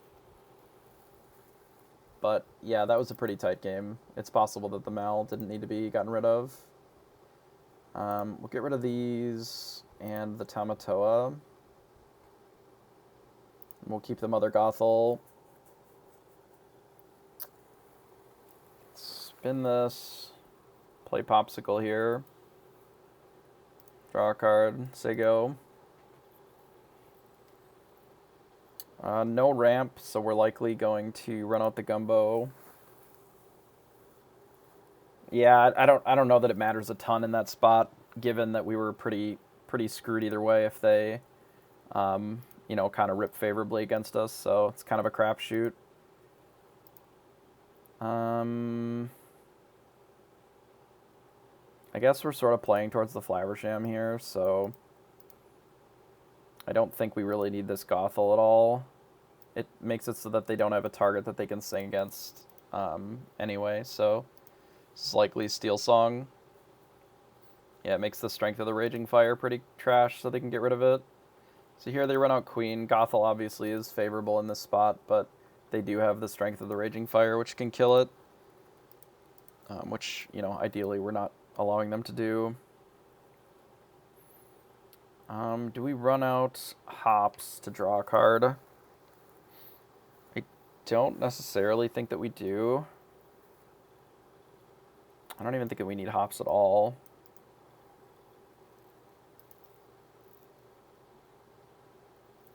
Do we run these two out? I don't think so, but do we run one of them out? Maybe we just run out the shield and then say go. I don't think Gothel is what we need here, because we don't want them to be able to, draw a card with the song either. But if they wheel us here, it's kind of annoying, but whatever, because we don't really have any ramp anyway. But yeah, all these let the Storm Rage on. Don't have any legitimate targets without the Flaversham. But now we can do this and draw some cards. I think I'll keep the Pawpsicle over the shield.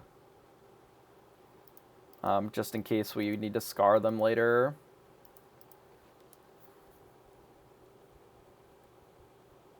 And I would like a little bit of ramp before they wheel us. And they can wheel this turn. I'm not even sure that it's that good.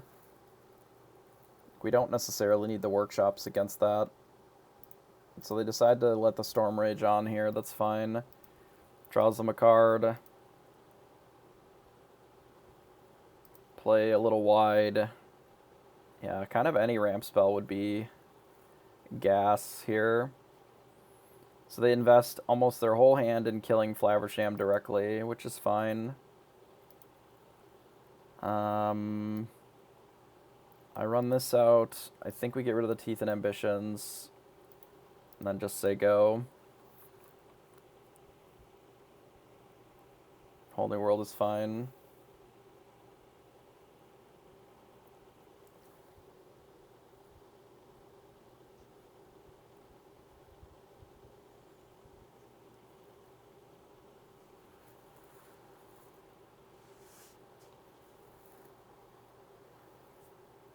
This is the Flute deck.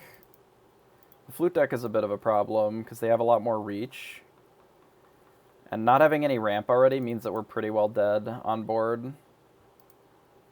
Because we can't get to the Scar this turn. I may have to let it go on this Stitch, which fucking sucks.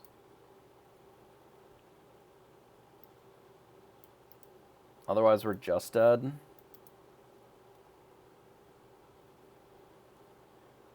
Yeah, I think so. Like, I was considering doing double one jump, but I can't go to 19 here.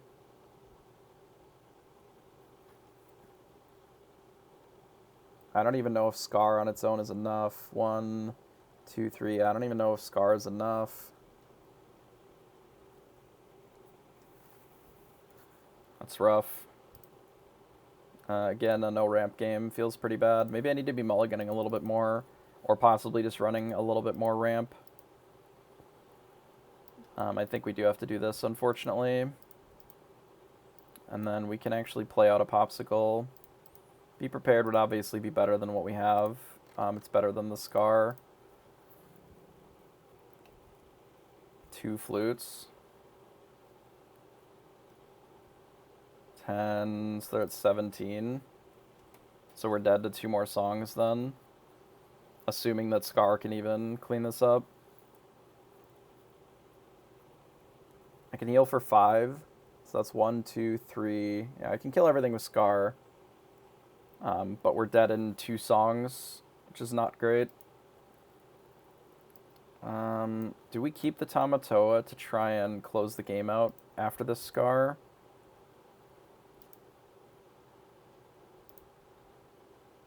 We have a shield in the bin. I almost feel like we kind of should, but I'm not going to. It's close, though. Okay, so we do 2...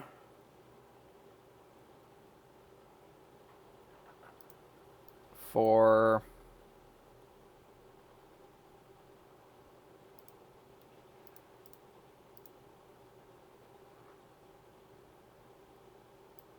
2...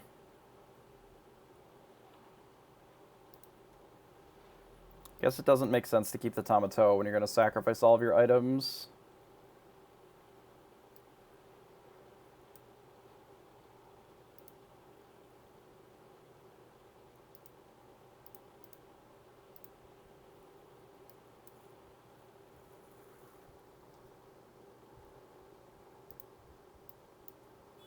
Alright, we have killed all of their shit. But we're in a terrible spot with the Sleepy Flutes.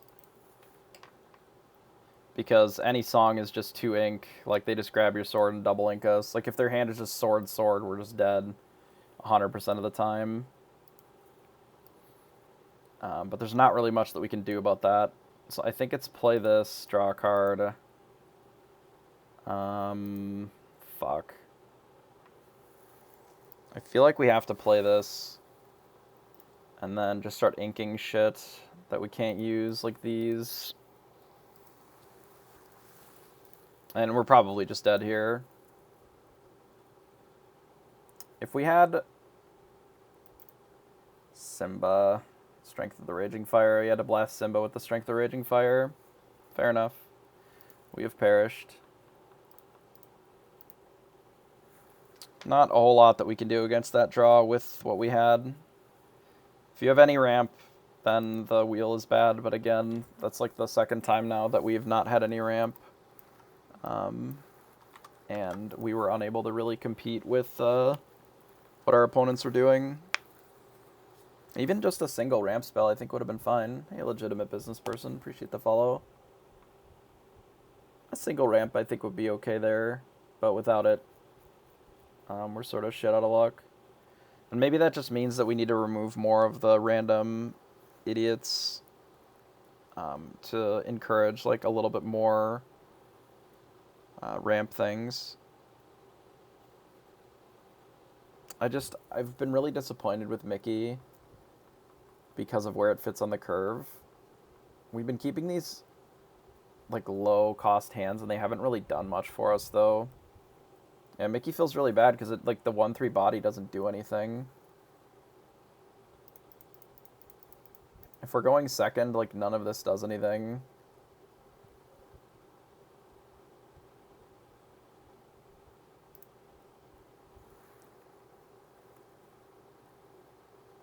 This is a much more playable hand, especially on the play, or on the draw rather.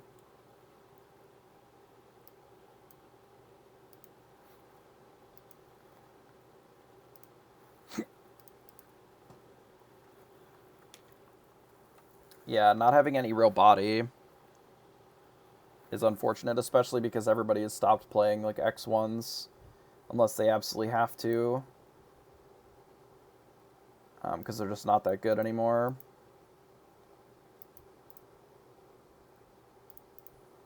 Alright, a little bit of ramp is nice. Basically, the curve of the deck like really suffers without a little bit of extra juice. I see, they're on the discard deck. Well, I guess we don't need Pabby here.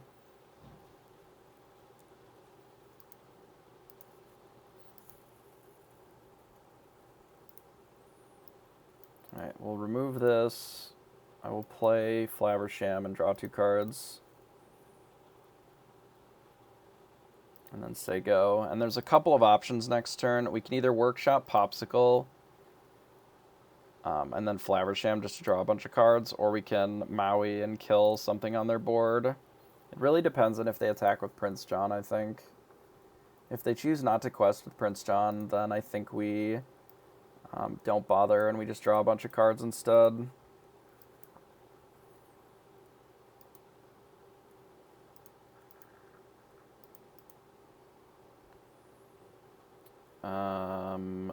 It is a little awkward, I guess, if they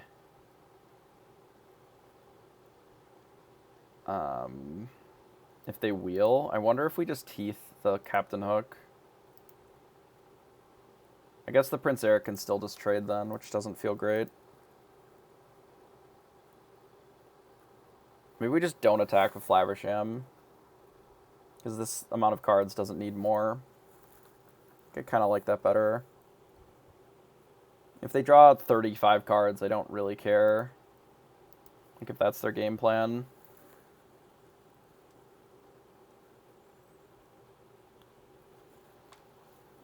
I would like to kill this beast if possible, but I don't really know if it is. Certainly not with what I've done already. Make it so that they don't draw cards, but that doesn't really do much.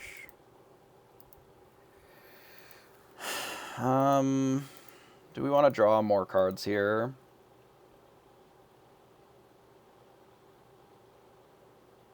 I kind of would like to get a Maui down. Let's ink Maleficent. Kind of thinking get Maui down, sing 1, jump ahead. And then we, like, kill the Prince Eric.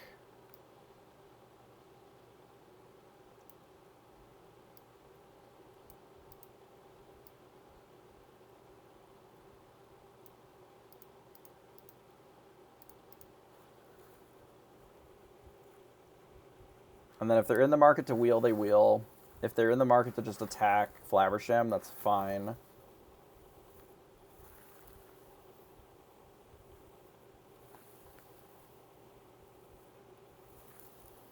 Sure.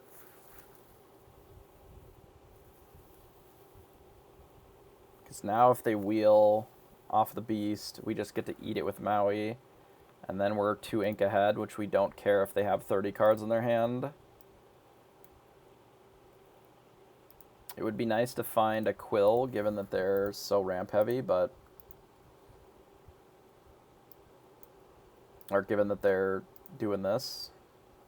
I wonder if now is the time where I just make it so they don't draw cards if they're not doing anything. In theory, if this is the mill deck, playing Tamatoa doesn't really do anything here. Mostly because they, in theory, would just bounce it and then sing.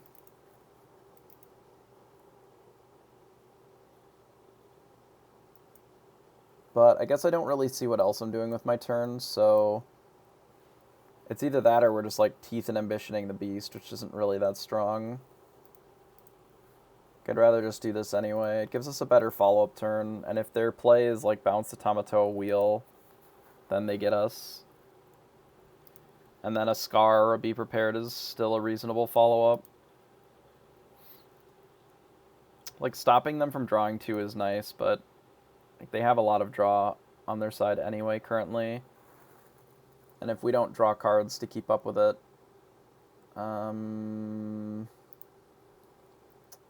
each opponent chooses either 2 cards or 1 action card. 1 action card. I don't actually care if he kills the Maui, is the thing. If he attacks it with the beast, that's fine. I think that's favorable for me, like, as far as a lineup. Like, that's what we want. So they can bippity-boppity this. Do we have anything item-wise in here? No. Now we can probably heal it if we want. So that we can get one back with Tamatoa.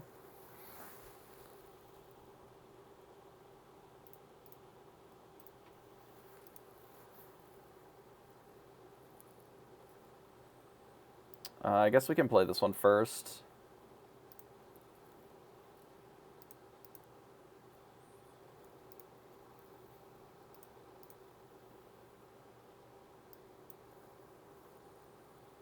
So I assume that they want this Lucifer in play.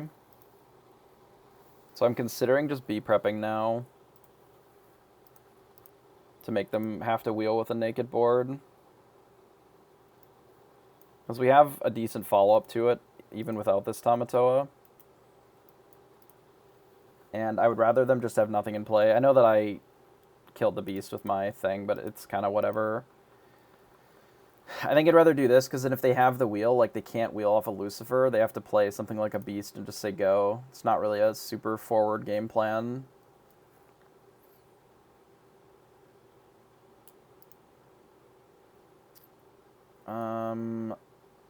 I think... Let's play this and draw. Okay, so we have the B prepared. So let's just draw some cards. I don't think I want to draw more over just playing Flaversham. Maybe I do. Yeah, that was better. Let's play this.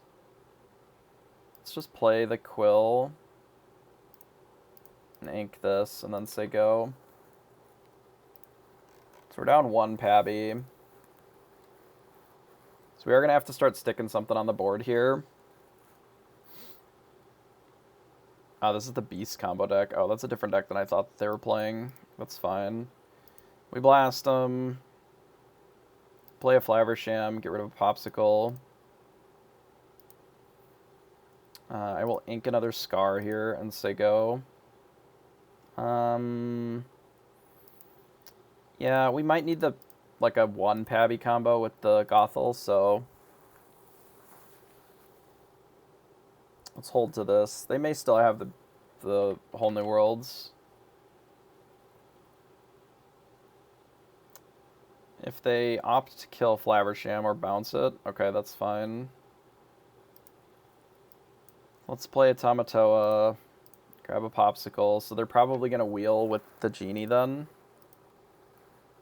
Can I play another Tamatoa? No, we can't quite get enough ink. I can ink this.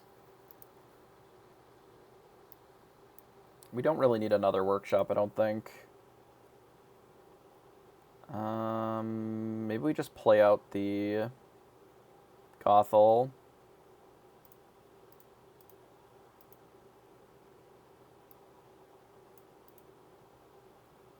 And then say go. Let's ink a Tremaine. If they wheel straight with Genie, that's fine.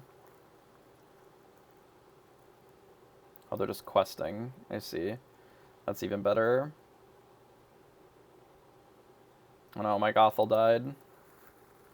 What a tragedy. Is there any items in here? No.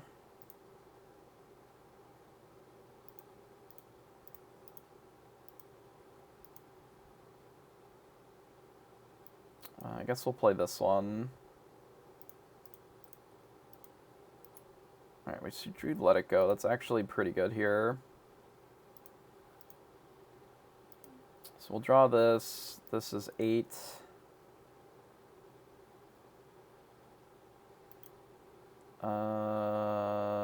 No, we need to do Tremaine plus Let It Go.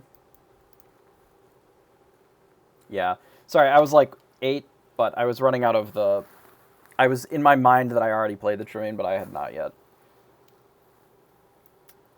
Tremaine plus Let It Go plus something else, actually. Because we can get rid of the Noi. We can actually sing the Let It Go for cheaper.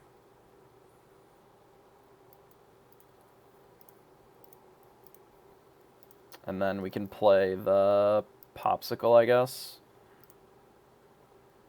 Alright, we drew the Be Prepared. We don't really need more cards then. We can get more with what we've got. Here's a Beast. There's another Let It Go. Do we just have Lethal? Probably. Looks like we have Lethal.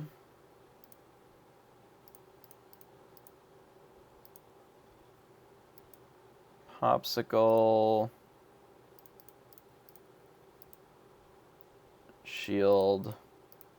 Gumbo.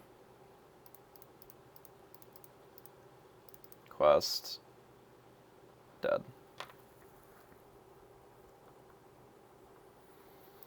Not bad. Not bad. The Let It Goes felt pretty good there. Even though that there were only a couple, they did feel okay in that spot. Unfortunately, I may be converting to the Let It Go being a viable card in this deck. Even though I hate ramping and then giving my opponent ramp right back, I suppose if we are ramping, in general, we are pretty happy anyway. So, given that, like, maybe it's fine.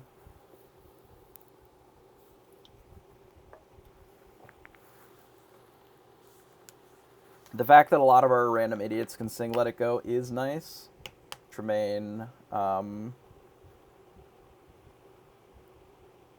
Maui, obviously the Crab and Scar.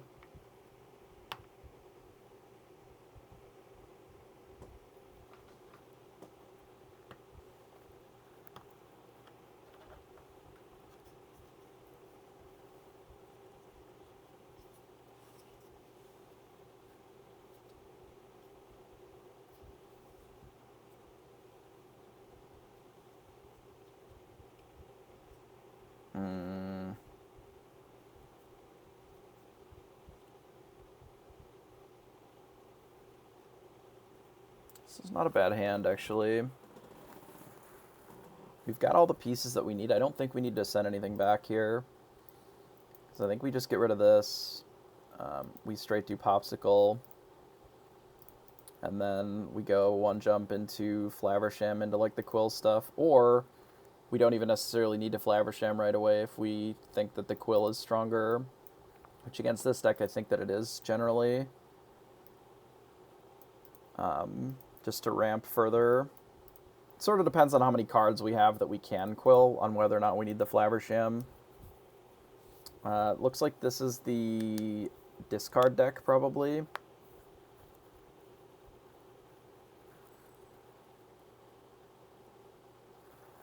A lot of options here, actually.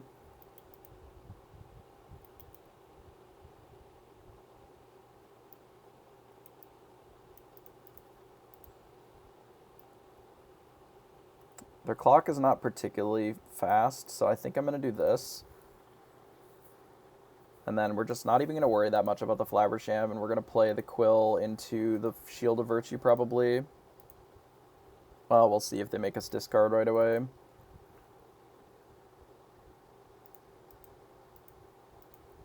Maybe we do Flaversham, we'll see. It's possible that the Quill was just better, knowing that they could do that.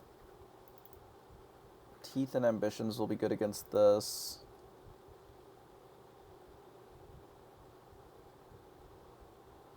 Can't cast it this turn anyway, though.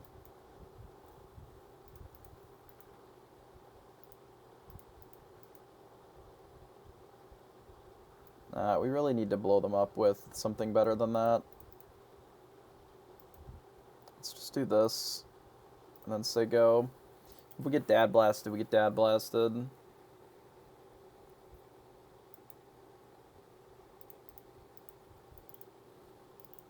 I don't necessarily think that drawing 2 cards actual was going to be that much better in this spot. Now we're not terribly far off from being able to wipe the board, which we're going to need.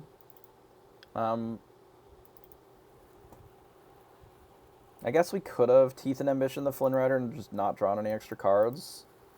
So that was always an option. Just play Tremaine, which sort of stifles their attack. Unless they have an answer to it. And they can't really draw any additional cards from discards, so they're kind of just playing what they got. Yeah. Well, let's get rid of that. We quest. We untap, we say go. Not a stellar draw to be able to beat the discard with the way that their discard lined up. Hey, Victory Fury, appreciate the follow. Be Prepared off the top is still okay. Drawing a couple of cards off the top is still reasonable here. It's kind of on them to figure out how to attack us. Because they don't really have super favorable attacks here because we can just use the Tremaine to sort of scoop up what they've got for free.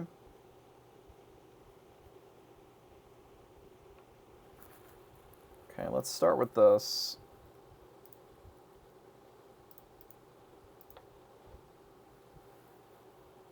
Well, that's a bit awkward.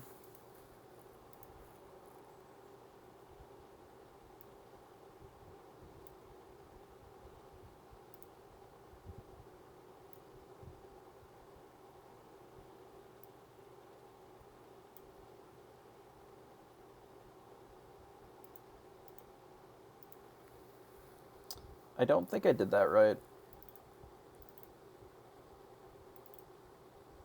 Letting them draw 2 cards there is definitely not our ideal line, but it is what I've already done, so... Because it was specifically Pawpsicle, I don't know if there was a better way of doing that. I guess if we just ink it and then bash... Okay, well, I guess they got our Be Prepared here, so we're pretty dead then. Yeah, we needed like one more ink, and I think we're fine there with the Be Prepared that turn. But now that they've drawn 4 extra cards, and us with 0, it's pretty rough. Yeah, we've been gotten by discard all day. Like, we've made our deck better against decks that we literally haven't fought at all today. I've tried to make our deck better against Arthur, and we've fought 0 Arthurs since we started the stream today. I don't think that there's a way that we can beat this with drawing 1 card. No, there's just not enough ink to be had. Okay.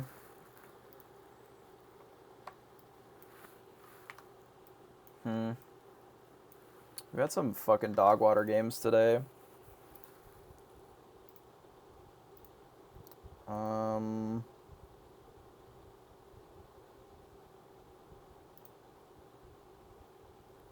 Yeah, we're 2-4 today with the new version of the deck, and we've lost like all the games today with the way that the deck is. Like, we've made it so much worse against a lot of these random decks by just adding garbage.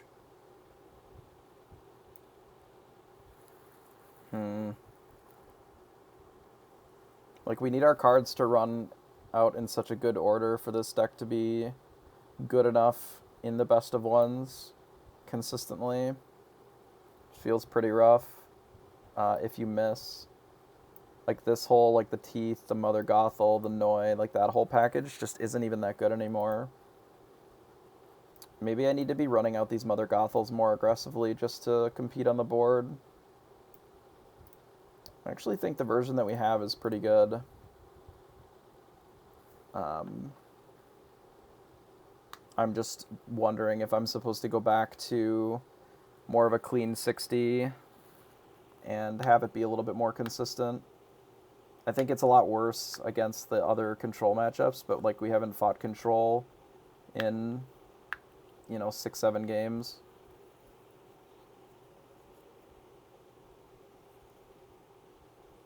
It's just aggro decks.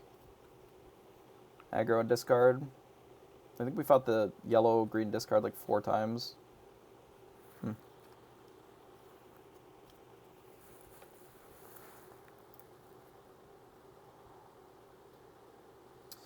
I don't know where people are saying that this blue-red deck is all over the fucking ladder.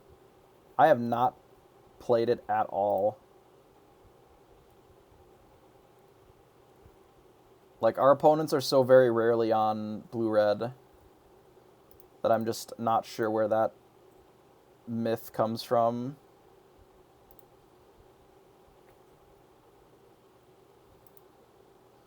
I guess somebody's seeing it towards the bottom of the ladder, maybe, but I'm just not running into it. Maybe I say that just so that we can get the matchup now, because I can't think of many other decks that are playing Noi, except for the Pawpsicles. We have an okay draw against Pawpsicles. Get rid of the Gothel first. Pawpsicle. Say go.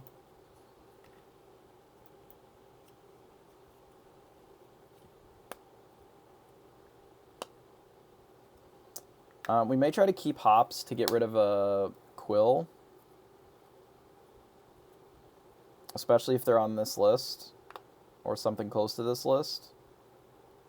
We'll see what they play. Grammatala. Not really sure. They heal their Grammatala. Fair enough. Probably not going to need this Tamatoa for a while. We'll play the one jump ahead and say go.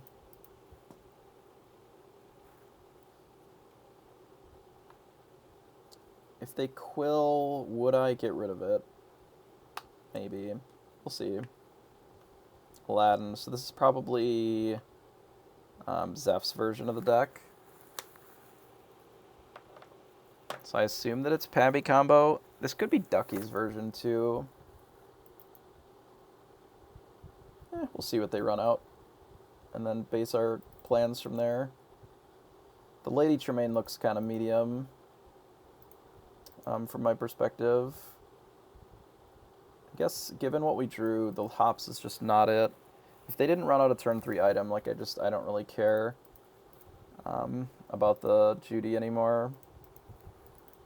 We'll just draw a couple cards. Extern will run out the shield.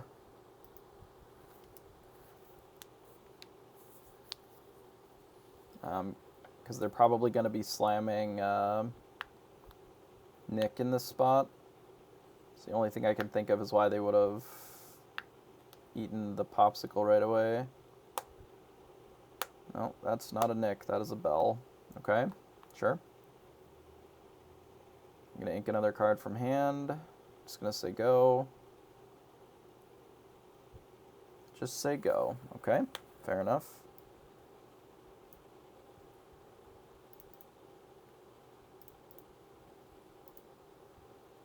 It's another one jump ahead. Teeth is useful if we decide to go for the Pabby combo. So is Gothel. We don't need this. I feel like it's just play Gumbo Pot, play one jump ahead, say go. Just to get ahead on ink here. Like, if they don't play another creature and they just attack with Tala, or they don't, we can just Bell their thing with Lady Tremaine.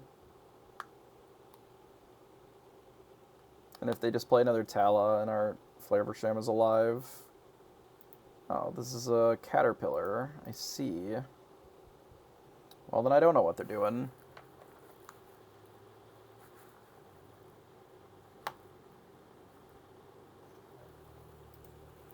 So we drew a Pabby. So we can kill either Bell or the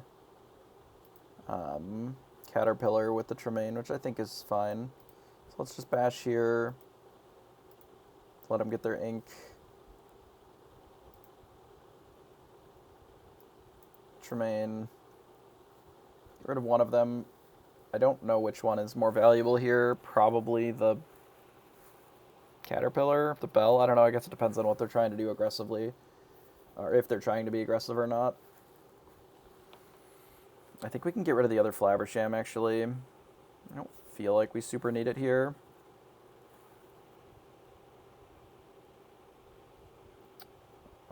We probably honestly don't need the Gothel and the Teeth either.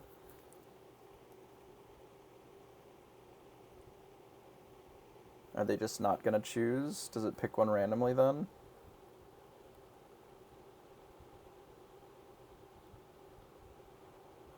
I don't know. It might pick one randomly.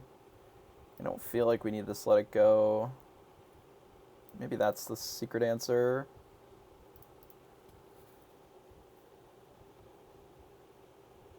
I'm leaving the damage on the Flaversham here, because we could potentially Pabby it. Depending upon if they have Mauis or whatever.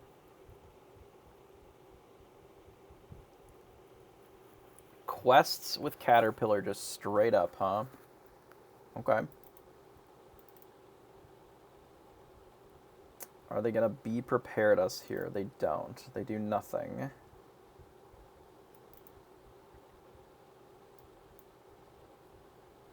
I guess we don't need this Gumbo then. Do we think that they even have B prep? Maybe they don't. Let's just do this.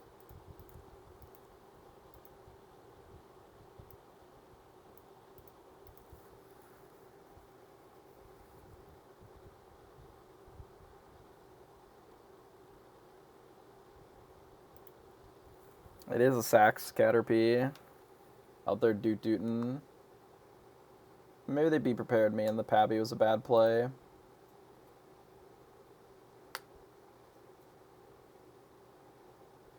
If they do, then I got punished.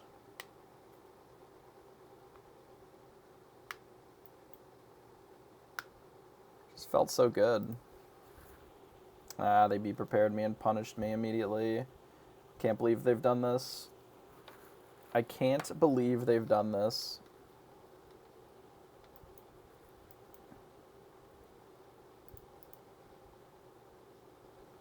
I hope they just like slam a Lady Tremaine here and just double punish. Yes, I do have a link to the deck. If you mean this exact deck, with the changes that I've made, no, but I'm not 100% sure that these changes are great yet. So that link takes you to the one that I had been using with good success, or that I thought was a pretty solid list. Tremaine, we do this, and I guess we don't want to play into Be Prepared too much. Yeah, it's close enough. It's plus or minus a couple of cards. Like I shaved a Scar and something else for a couple of Let It Goes. A Scar and Annoy, basically. A little bit more removal, a little bit more ink. But not really a dramatic change. It's kind of a meta call too, because you really want the targeted removal, ideally.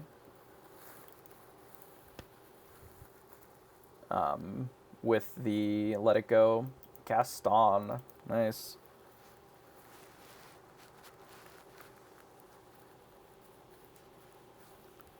I wish I had more room for Gaston in my deck. I do actually think it's pretty good.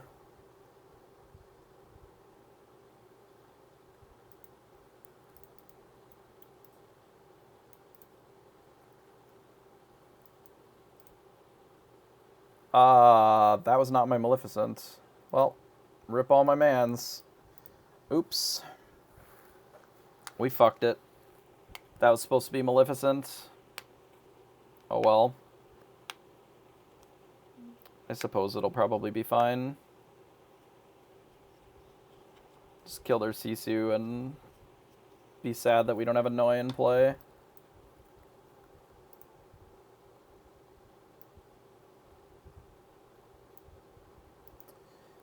The Mother Gothels are a little bit healing focused, but really they're more of a combo card. Like the Mother Gothel just being a 3/1 for 2 sometimes is fine.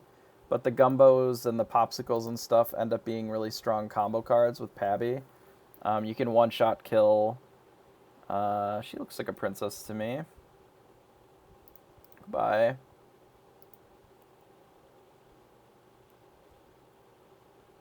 I wish this was faster. I don't know why the animation takes so long. But yeah, so the Pabby plus like the Gumbos and the Teeth and the Gothel, there is a combination of cards there and a bunch of ink where you can gain a ton of lore in one go, which can be very valuable. Especially against control decks, the mirror especially, because a lot of times it comes down to, not a lot of resources, not a lot of cards. You draw a bunch, but you don't really have a huge board presence because of the Be Prepareds and the Tremaines and Maleficents and whatever. And then it turns into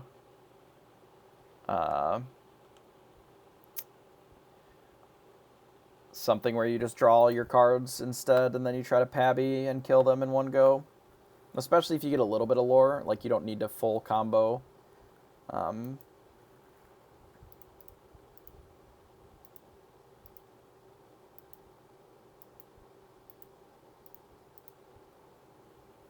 But at about 14 to 16, depending if you have like Gumbos and ink in play, you can kind of just blast them.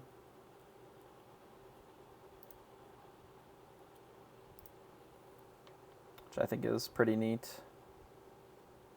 Yeah, we can look real quick here. I can sort of describe it. So if you take the Pabbies and, say you play Pabby, a Teeth and Ambition, and then you have either two Pawpsicles or two Gumbos, or a Gumbo and a Pawpsicle, or two Gumbos. It gives you 4 triggers with 2 of them in play, so you're getting 4 lore per trigger. So that's 16 just with double Pabby and Teeth, or double Pabby and, you can double Gothel, or if you have things that already have damage on them. So there's ways of gaining quite a bit of lore. If you do 5 triggers with 2 of them in play, it's just 20 lore straight up, which is not impossible with Gumbo and with the Pawpsicles. Like, you don't need to use additional resources to heal them, and then you can focus more on just putting those cards into play, which is pretty nice.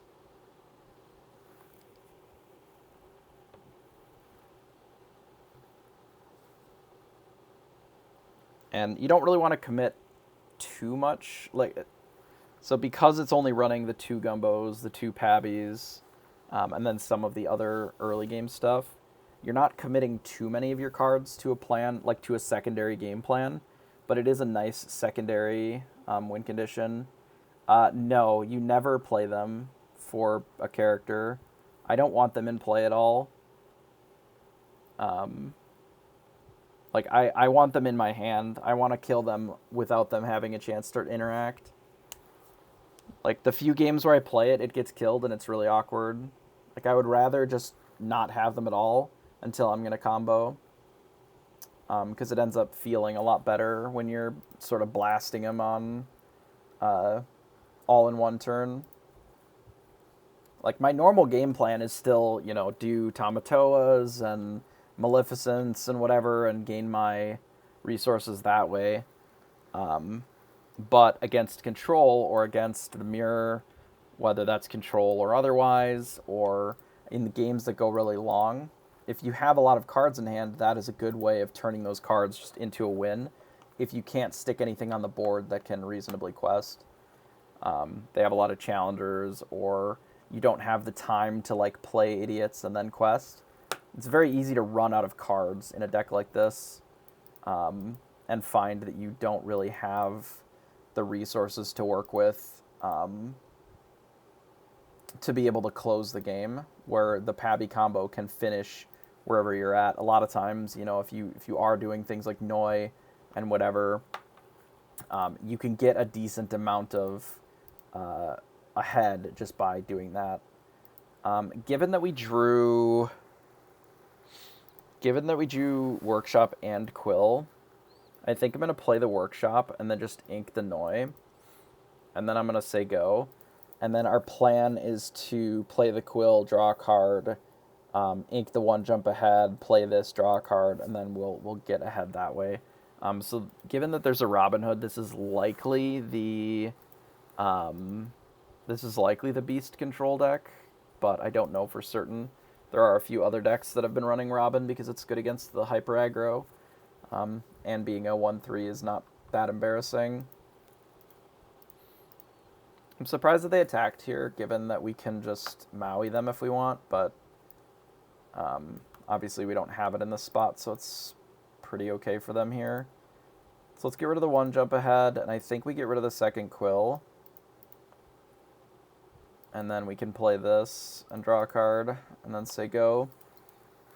Reason being is I'm looking to keep this Flaversham. We'll get rid of the Noi, probably just to ink. We'll Flaversham, likely getting rid of the shield, maybe the Pawpsicle, and then we'll keep trying to get ahead with this so that we can blast their board. 0 and X Clash. Appreciate the follows. I'm looking to get to be prepared sooner than later, so we need to draw some cards here. We've gotten enough ink that it puts us a little bit more ahead, which is nice. We play Flaversham. I think we can just get rid of the Pawpsicle here. So let's Quill and ink the 1 jump ahead. They're not really doing anything that we need to Teeth and Ambitions necessarily.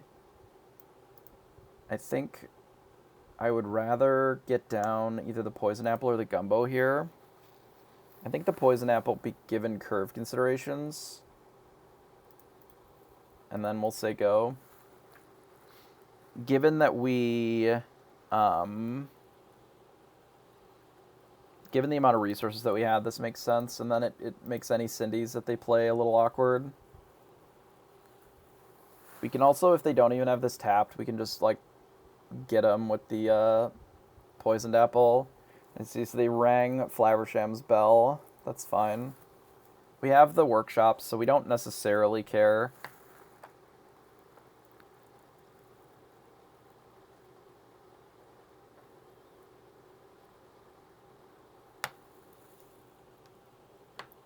So they quest. I'm pretty down to Maui this if we don't draw anything like significantly better than that.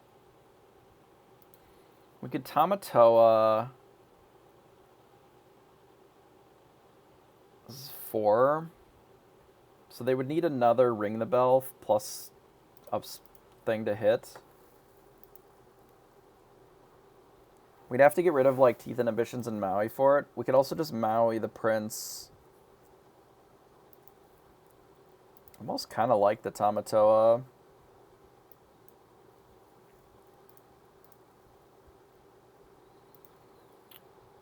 I mean, do we really need to draw 2 cards this turn? Kind of. I mean, need is a strong word. I would like to.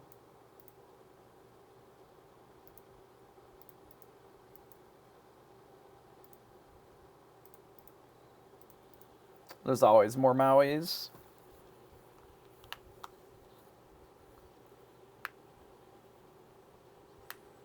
They could always ring the bell of Tamatoa here if they've got it. If they've got it, they've got it. But this got us a little bit deeper into the deck, and we have 10 ink now, which is also a lot more options. So they played the Beast, which we can let it go. I think this is classified as a princess, right? No. Unsurprisingly, not a prince.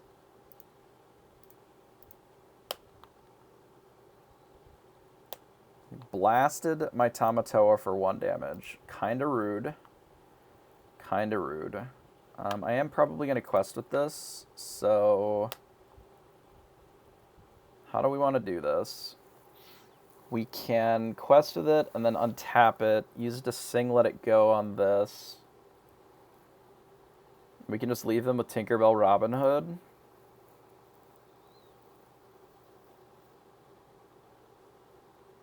We're playing Maui either way to do this.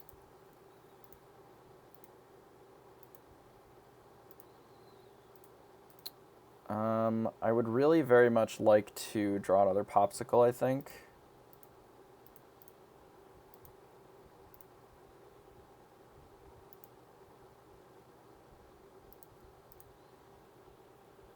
So we draw another Pawpsicle. We can play the Pawpsicle and draw 2 cards. And then we can ink a Flaversham. We can just untap this. Sing Let It Go. On that. And then we can get rid of Flaversham. Sure. So go. We don't necessarily need more Flaversham here. We have the Gumbo pot. It wouldn't be bad to play a Flaversham just to draw more cards, but I think this is better. Maybe the Gothel just is worse, because we already have the other cards that are doing stuff in play. They opted to kill that one, huh? Okay. That is interesting. I'm surprised that they didn't Robin Hood the Tamatoa and then kill the Tamatoa. But I am able to be surprised sometimes. Let's do this. Workshop. So we drew a Pabby.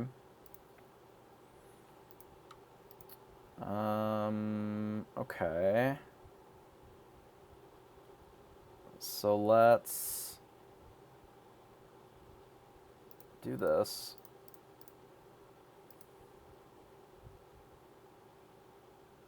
We'll quest here.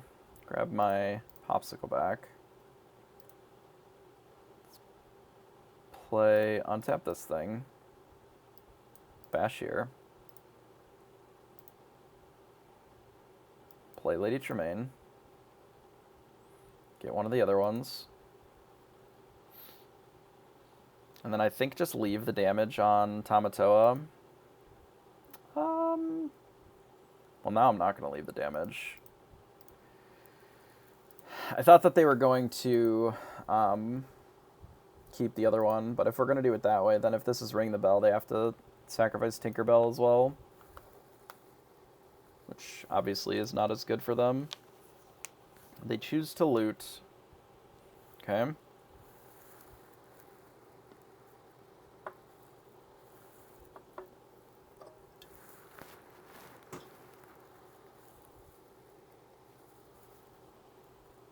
Looting and finding something. Hope it's good.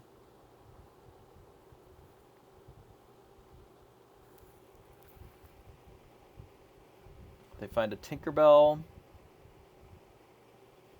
Ooh, and a Blaster. Alright, fair enough. So, they're just dead. Yep.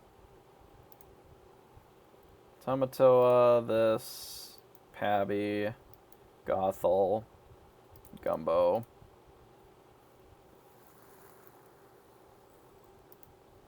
We probably could have also just played the item from our hand, but it's not as fun as playing the Gumbo if we're going to Gumbo. But that's why I still like the Crab. There's some games where they just don't have an answer to the Crab, and it just draws us 10 cards, you know?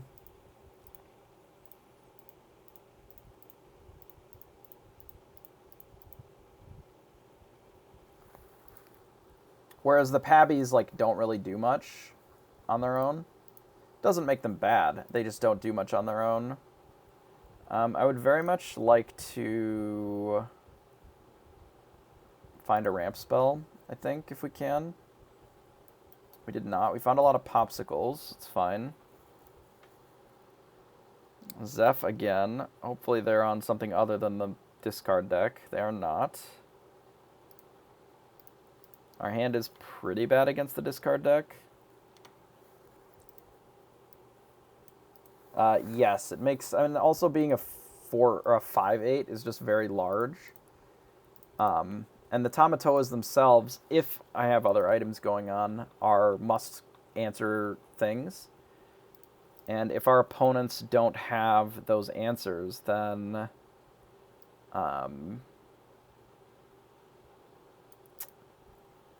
really want to play this after... or these after I play my Maurice's Workshop. Maybe we get rid of Maui here and just play Annoy. just so that we have a little bit of pressure. But yeah, so because the Tamatoa is such a must-kill thing, our opponents have like so many other things that they need to focus on, as opposed to dealing with our Pabby combo. So like if we start building that up into our hand while they're dealing with our Tamatoas and we're drawing cards or getting ink, and then all of a sudden like they've been preparing and Maleficenting Tamatoas or whatever, and then all of a sudden you go Pabby, Teeth, just kill them, you know? So they have the Prince John. I kind of wish I had my Maui back for this Daisy Duck, but I assumed that they were on Amber, and they were not. This is green-red. Are they looking to sing here to draw one card? I mean, they can. Sure. We don't need that many shields.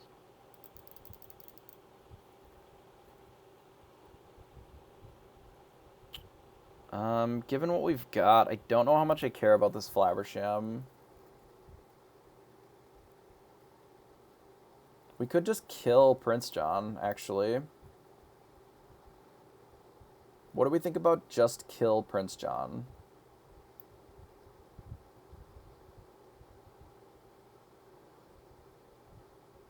I kind of like it, actually. We play this with no draw. We do this, untap this, and punish them for singing to make me discard one. So they like cycled this card but then lost their Prince John. It's pretty good.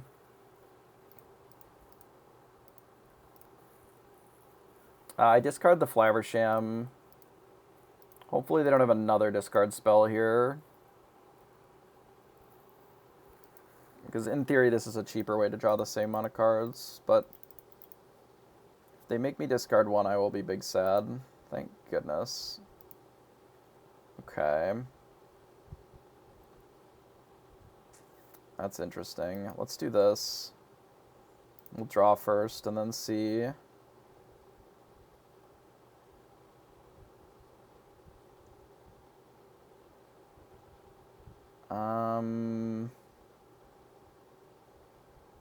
Given the amount of ink that we have, I think I do this instead.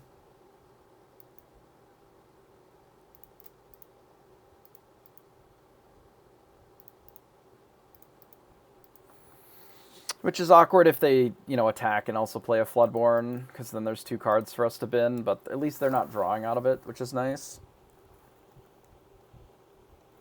Donald Duck is considered a Floodborn, so our whole hand is going to be gone. Assuming that they attack with Daisy here. But we can actually attack back and kill Daisy now if we want. With the shield, we just go bash, bash. And then they have nothing except for whatever Donald draws me that they can make us discard.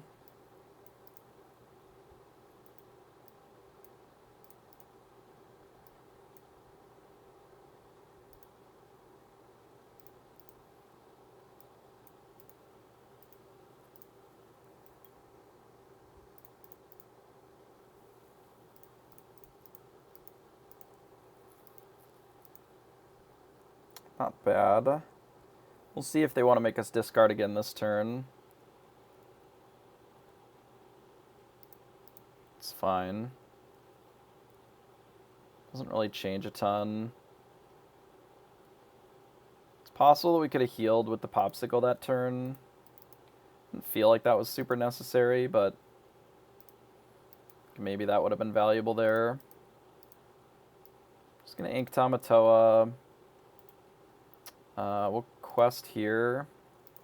I'll just untap it and say go.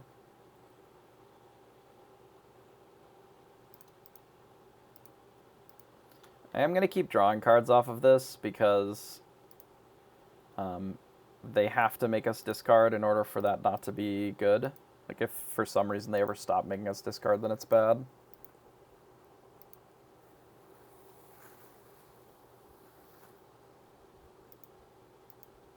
Workshop, draw.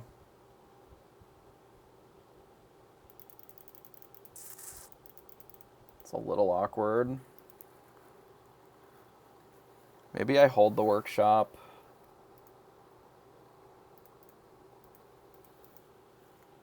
Because we get to draw 2.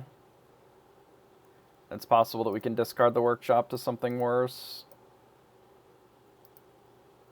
None of the things that we drew were worse necessarily, but...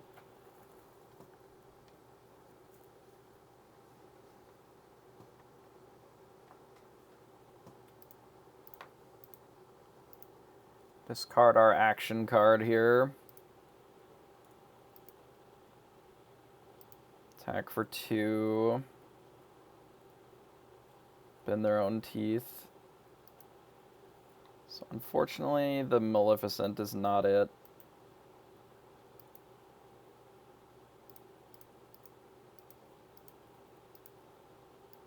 It's awkward. Quite awkward. So we're just like dying is the problem. We could heal Noi, kill Lucifer. Lucifer's only a 2/2. We should probably kill Lucifer.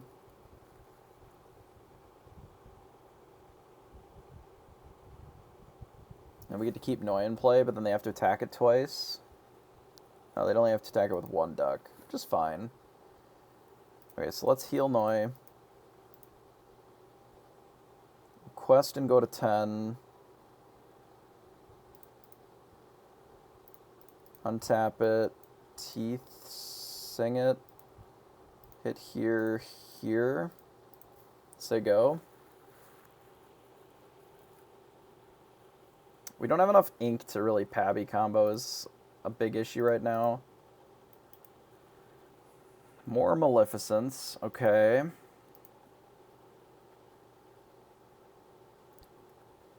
There's a John. I mean, they have a lot of cards that they can't really cast in a single turn.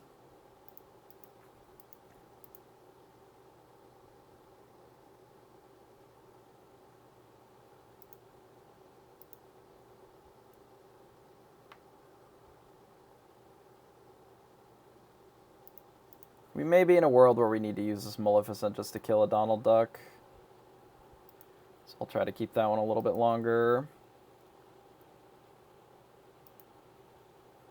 It's fine. Be nice to have a Be Prepared and not a Maleficent Dragon. Okay, draw a card.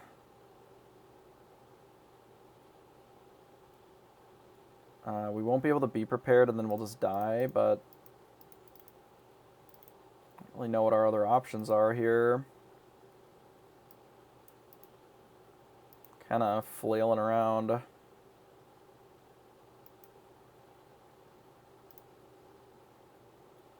Hops to draw a card, huh? Oh, there's a Be Prepared.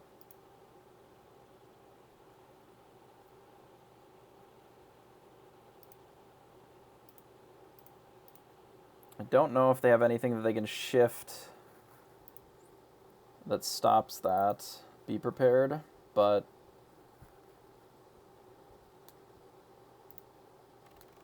three Pawpsicles are already gone. Did I ink a Gumbo too, I think? Ugh.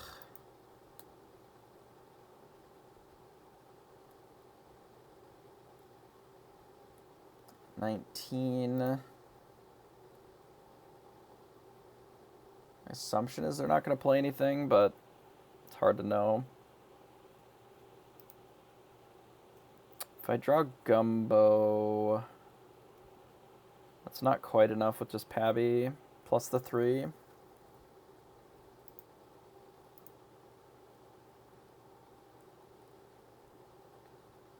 It really does feel like I have to ink this Maleficent.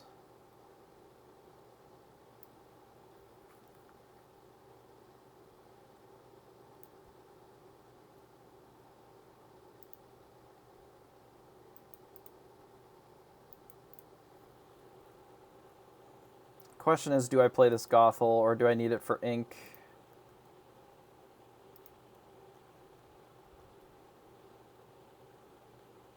I might need it for ink.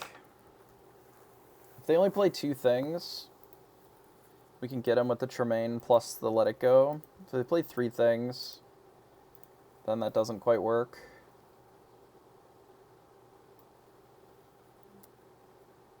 We stray farther and farther from the combo here.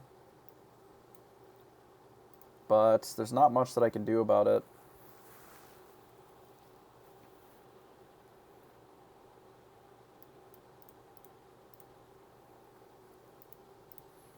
We can just do that and answer 2 things. Maybe I was supposed to...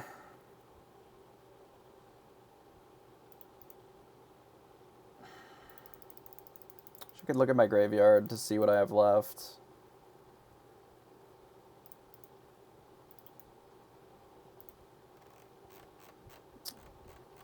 To see if the Pabby is better than the Flaversham here, and I don't necessarily think that it is.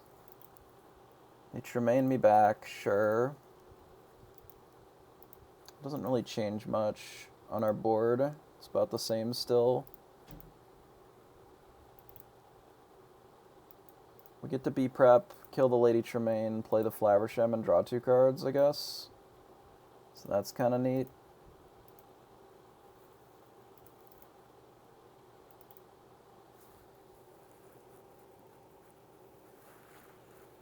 Maleficent. That's not great as an answer for us.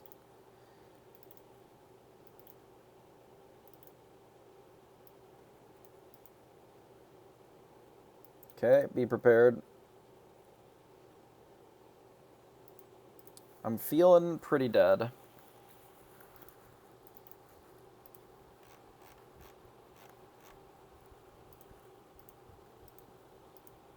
Because we need, like, exactly be prepared to do anything here. Draw 1, 2, 3. Alright, you got me.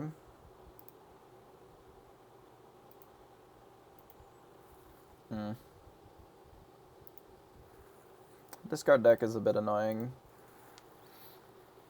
I do think that I inked wrong at the start to get rid of the Gumbo, because I thought that they were still on the Amber version.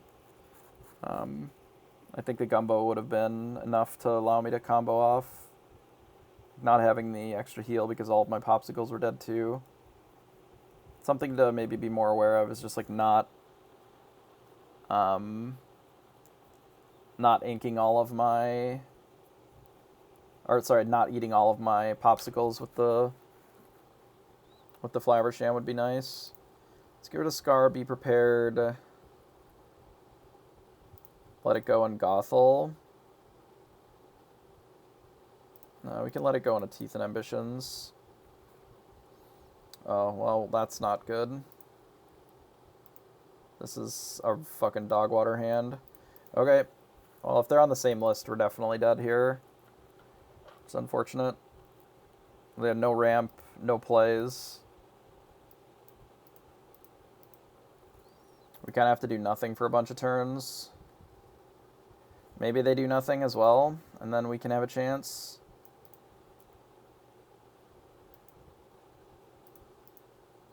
I mean, if we don't play any cards and we just get to, like, workshop, and get the card draw engine going, then the John doesn't matter as much. Do this, God damn it. Okay, I guess we're eating our fucking draw engine instead of drawing a card. We're probably going to be done after this then. That's really awkward. I definitely did not want to eat my workshop there. Like, at all.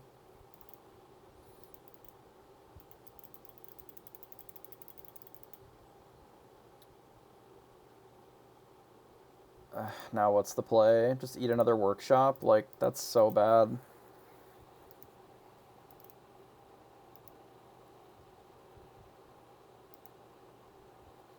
I guess we'll have to get it back with Tamatoa later.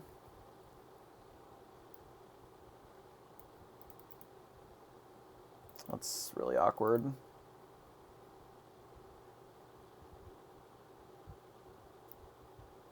guess I'm gonna have to do this. Since I've committed myself into this line now.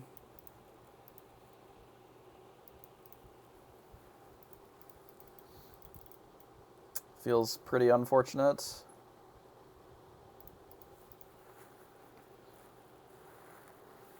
Man, having 2 workshops in place sure would have been nice. Maui's fine.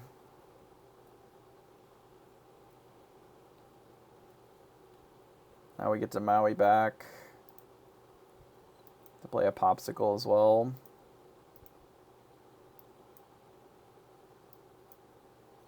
Get to Maui there. We can get rid of our own Maui and say go.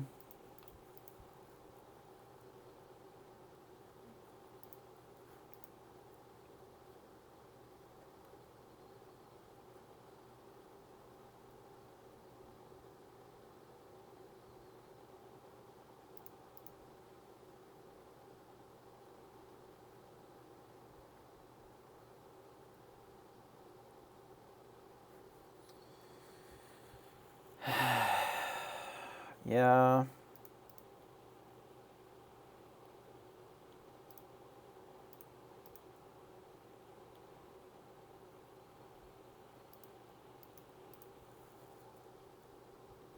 I think I'll keep the Maui in my hand in case they make us discard one more, but we had like a good hand and then I fucked it. Okay, the duck is fine.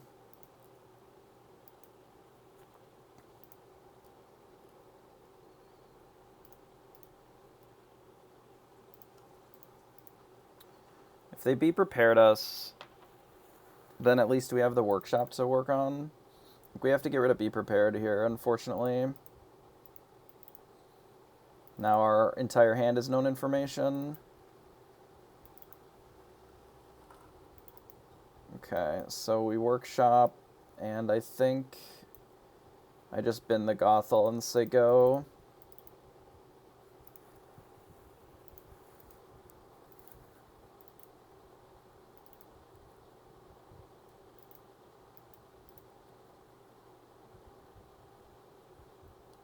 Basically just play our hand face up here for a little bit. See if we can recover from our mistake.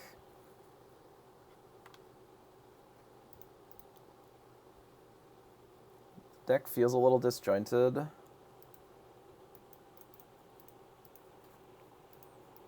But I suppose so does ours without all the workshops.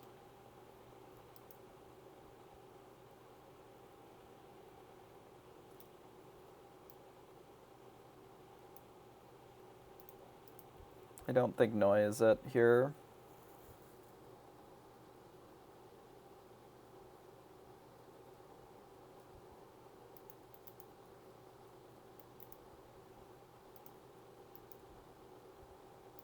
Shield into Tamatoa. Grabbing a workshop. And then hopefully they don't make us discard. It's kind of all that I can do. So I hope they don't make us discard 2. We can discard 1. Because we got the Gothel. Ideally, they don't have an answer for Tamatoa here other than be prepared, and then they have to kill their own board.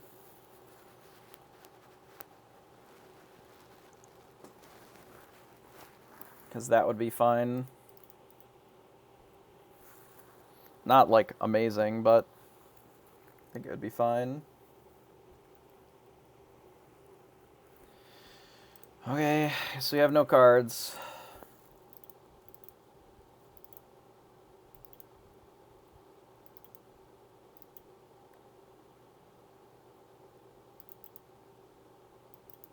They opt to just battle.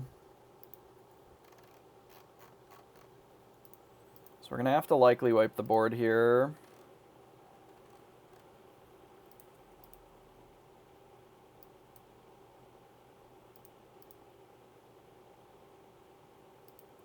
Scar can do that just fine.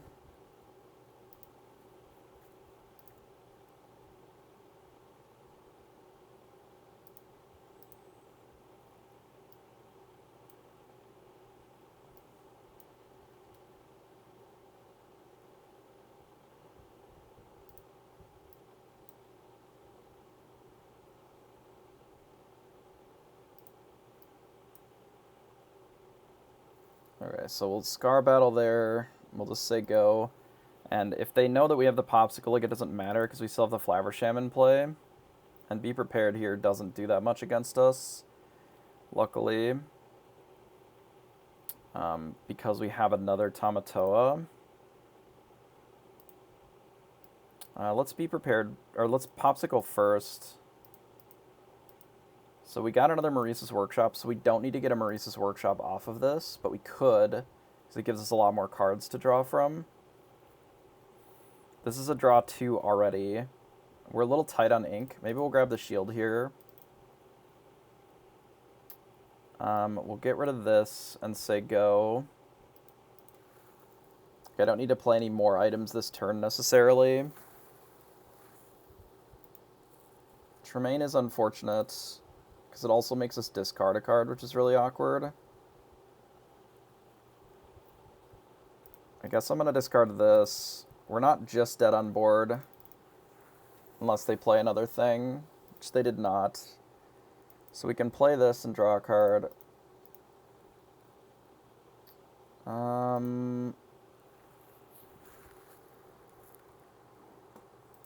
If we Maleficent this turn, that doesn't necessarily get us in a great spot. It's like okay. I think I'd rather do this and draw some cards and come up with a for later type of plan.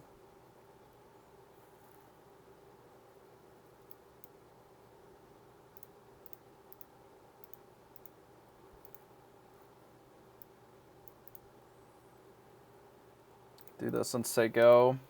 Because I don't think that just killing the Tremaine is enough for us to be able to win in this spot. I don't love them being at 19, obviously, but if they don't play anything else, we can just Flaversham and kill this, and then bop the Tremaine, or Scar and kill them both.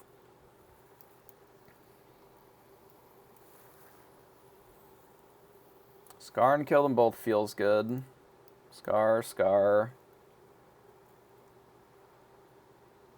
Ready to Scar. Let's play the Quill. Draw a bunch of cards. We'll ink Maui.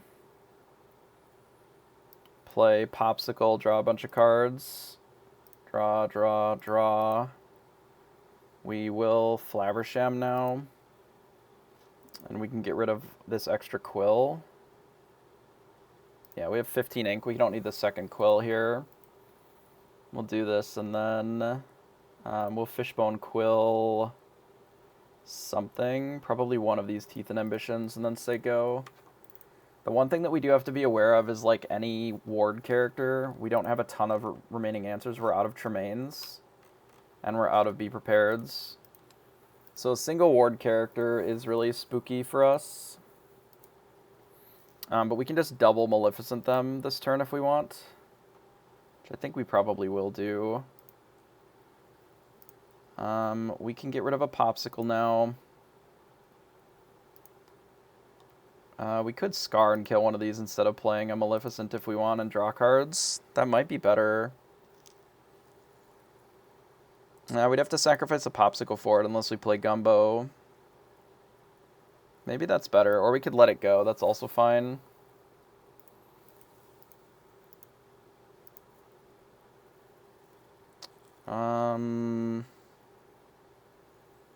So this would be 4...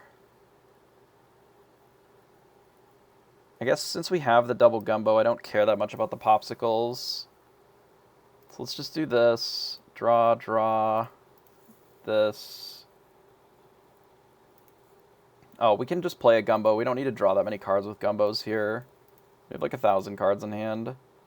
What if we just play a single Gumbo? Don't draw the cards. Do this. Bop here. Untap.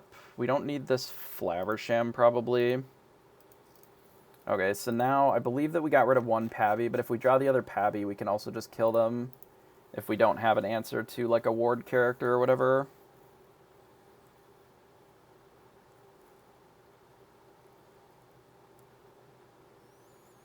Okay, this can go away forever. We don't need that.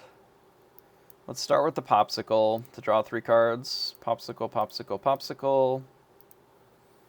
So we have the Be Prepareds. So let's just do this. Well, Maleficent, they're Maleficent. I think we'll play this. Draw. So we have 5 cards left. So we don't need to draw with this. And then we can say go.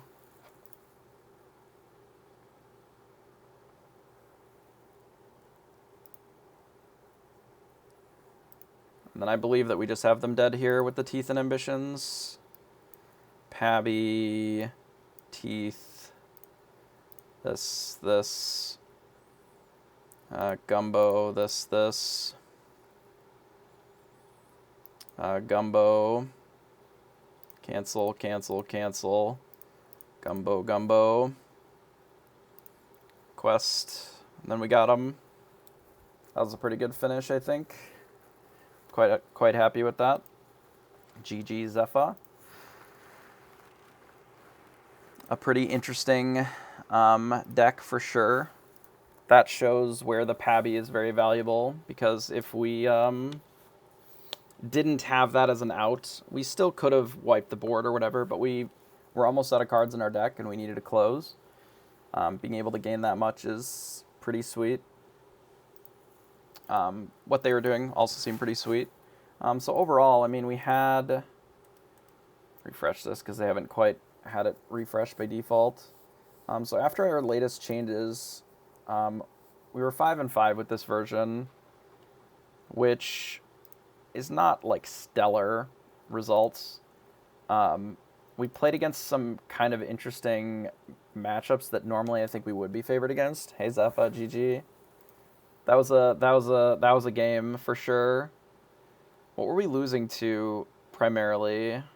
Orange-gray, which we should be normally favored against. Green-orange, which, you know, again, sort of draw-dependent. Red-purple, red-green. I mean, we just played against Zephyr like 100 times. I don't necessarily know if the Let It Goes were positive or negative in that spot. I definitely messed up there. I did not mean to play Flaversham on 4. I meant to play the Workshop and draw, but I just like grabbed the wrong card.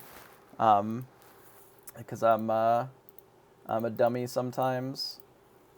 The red-green seems interesting. I wonder, it doesn't have a ton of reach, which is tricky. Like, I wonder if it needs something else to give it more legs as far as the reach. Perhaps just like some random, like a Minnie Mouse, or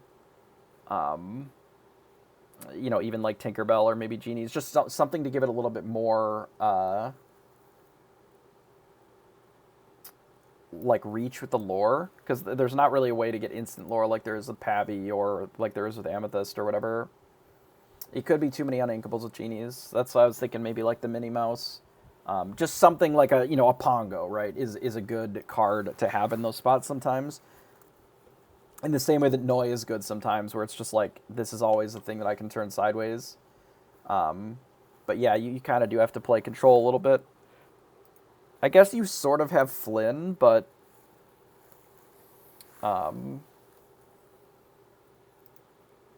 yeah, that one blowout turn where I like got to eat a John for free, that greed. Oh my goodness, that greed was real. You're like, oh, what if I just sing this for free? It's still safe. So greedy. That was a good hit. I liked that one. Yeah, there's just no reason to. You could have just waited. And then, like, your John is perfectly safe. And I'm just like, I could keep my normal game plan, or I could just, like, delete it. Yeah, I mean, you learn, right? That's one of the benefits of noise, that sometimes you can just hit twice. Yeah, how could I possibly get punished? Oh, Shield of Virtue's just like... Yeah. I've been considering a card like Radovan, Where's he at? 5 red creature. Radigan, this guy. I've been considering this as an ad because it's good against like Arthur. It's good against like your various ducks and whatever. It has a lot of interesting play that it can do by readying something as well. I just wonder if it's because it's A, uninkable, and B, like kind of shit on its own. Like, you need a card, like you need another character in play, and then you also need them to have a character. It's like really narrow, so I wonder if that's just not good enough. Yeah, if it was inkable, it would be awesome. It would be so good if it was inkable. Sai Kage, appreciate the follow. Yeah, if this was inkable, I'm trying to find a way to sneak this in somewhere, and it might just be that it's just good with Gothel in general, but I'm not sure specifically where to fit it. Like, red evasive, yeah, Donald Duck might be fine. Like, you have teeth. I mean, there's even some worlds where you just, like, bash him into something. Because it's not like your deck is particularly quick, either, because you already have the teeth. Hey, appreciate the Prime sub. Thanks for that. Thanks for the Bezos bucks. I don't even know if I'm subbed to my own channel right now with my Prime. I should probably look into that. So the reason that I opt for the Scepters over the Shield is I've tested it a bit, and the Shield value, like the being able to untap your thing, comes up a lot more frequently than the Scepter does. Like the very few times that Scepter is able to get a lot of value, it's rare. It's rare. So that you can sing. The characters, the singing is based on their ink cost, not the Scepter. Like, I would play the Scepter, like, I was playing the Scepter when I had an extra 1-drop item, because I was running the launch. I would play it as, like, the 5th shield slot, but it ends up not being super strong. But yeah, singing is based on the cost, not the thing. Oh, yeah, also you can ready them with shield. Like, shield is just so good, and it's possible that the flower might just be better in this spot, too. Like, I do think that the support card has some value. I just don't know if this spot is really it, which is unfortunate. Yeah, the shield is just, like, has so much value. I do think that the Let It Goes were good. It is possible that I just need more Let It Go in general. Like, I felt them to be pretty good here. A good chunk of the time. I also feel like the Noi maybe isn't necessary as much as it used to be. It's possible that I can go down on another Noi and go up something like Let It Go. Just because, like, the cheap cards are nice, but the spots where Noi was good, now that we have the Gumbo aspect, like, we maybe don't need it as much. I do feel like 2 Scars is probably fine, though. I think the 2 Scar 4 Be Prepared is fine for your sort of board wipey package. And the Scar definitely has carried a lot of weight and been very good. Looking at our bad matchups, like, I want to fight the Mirror more. Do you see how many times I've fought the Mirror? 5. All time. 5. I have another version of the deck that I think it fought it once. So when I've been playing Blue-Red, I've fought against it 5 times with this one and 1 time with this one. This one has fought it once, so that's 7. 8. I think it's 8 total times. Oh, 9, because I fought it with the Yzma deck. So 9 total decks, or total times have I played the Blue-Red version. 9 times. And there's people that have just, like, been bashing it constantly, and I don't know where they're running into it. Maybe it's at the lower parts of the bracket. But I guarantee you that Lorcana Deckless has 200 games on purple-yellow. 200, probably, would be my guess. Just bashing over and over and over with hard aggro. Yeah, maybe 300. Yeah, I mean, there's no... If they want to just climb points, there's no reason to play anything other than purple and yellow. I don't know if they're necessarily learning anything. Like, I don't know if they're tweaking their list at all. I think they're just smashing the same list. The last time that they shared their games played, it was like 150 games already on it. So if they're at 500 points now, that means that they've got 150 wins or whatever in a row if they're at that. Yeah, you're at like 340. But you're like, if you want to close the games and win a lot of them and just grind points, that is the deck to play. Because we only played a handful of games today. Enough, right? But not like an absurd amount. And we haven't really even played that many games this season. I think they have more wins than we've even played games this season. Like, I don't know what they do for a job that they're doing that all the time and also not streaming, but I hope that it works out. Though I suppose if you're doing any work from home job, you can probably do that and also play purple, yellow at the same time. Not that the deck has no play, but it definitely doesn't feel like you really need to have your whole brain on most of the time for that deck. Yeah, you have a lot of wins this season as well. I mean, you play a lot of games, right? But that's for content creation, too. What happened to my... Did I bump this?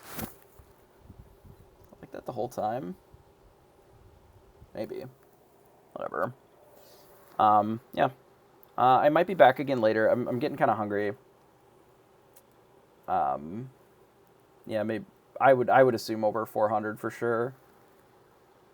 Like, I don't know what their win rate is, but they're definitely crushing, and they've been playing the yellow purple deck.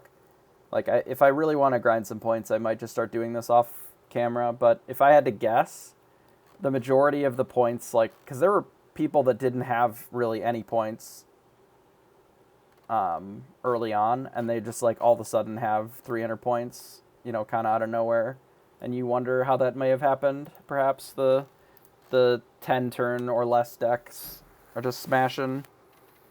Because even if you lose, like, it doesn't, you're not getting to the end of your deck. You're just only playing out a handful of turns. But that is an issue typically with ladders like this, is whatever the fastest deck is the best one to grind. But nonetheless, still having a lot of fun.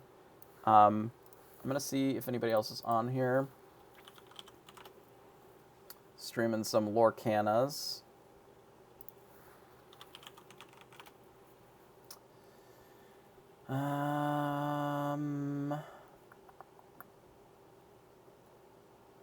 Let's see. There is a couple of people on streaming some Pixelborn. I think we'll send you over here.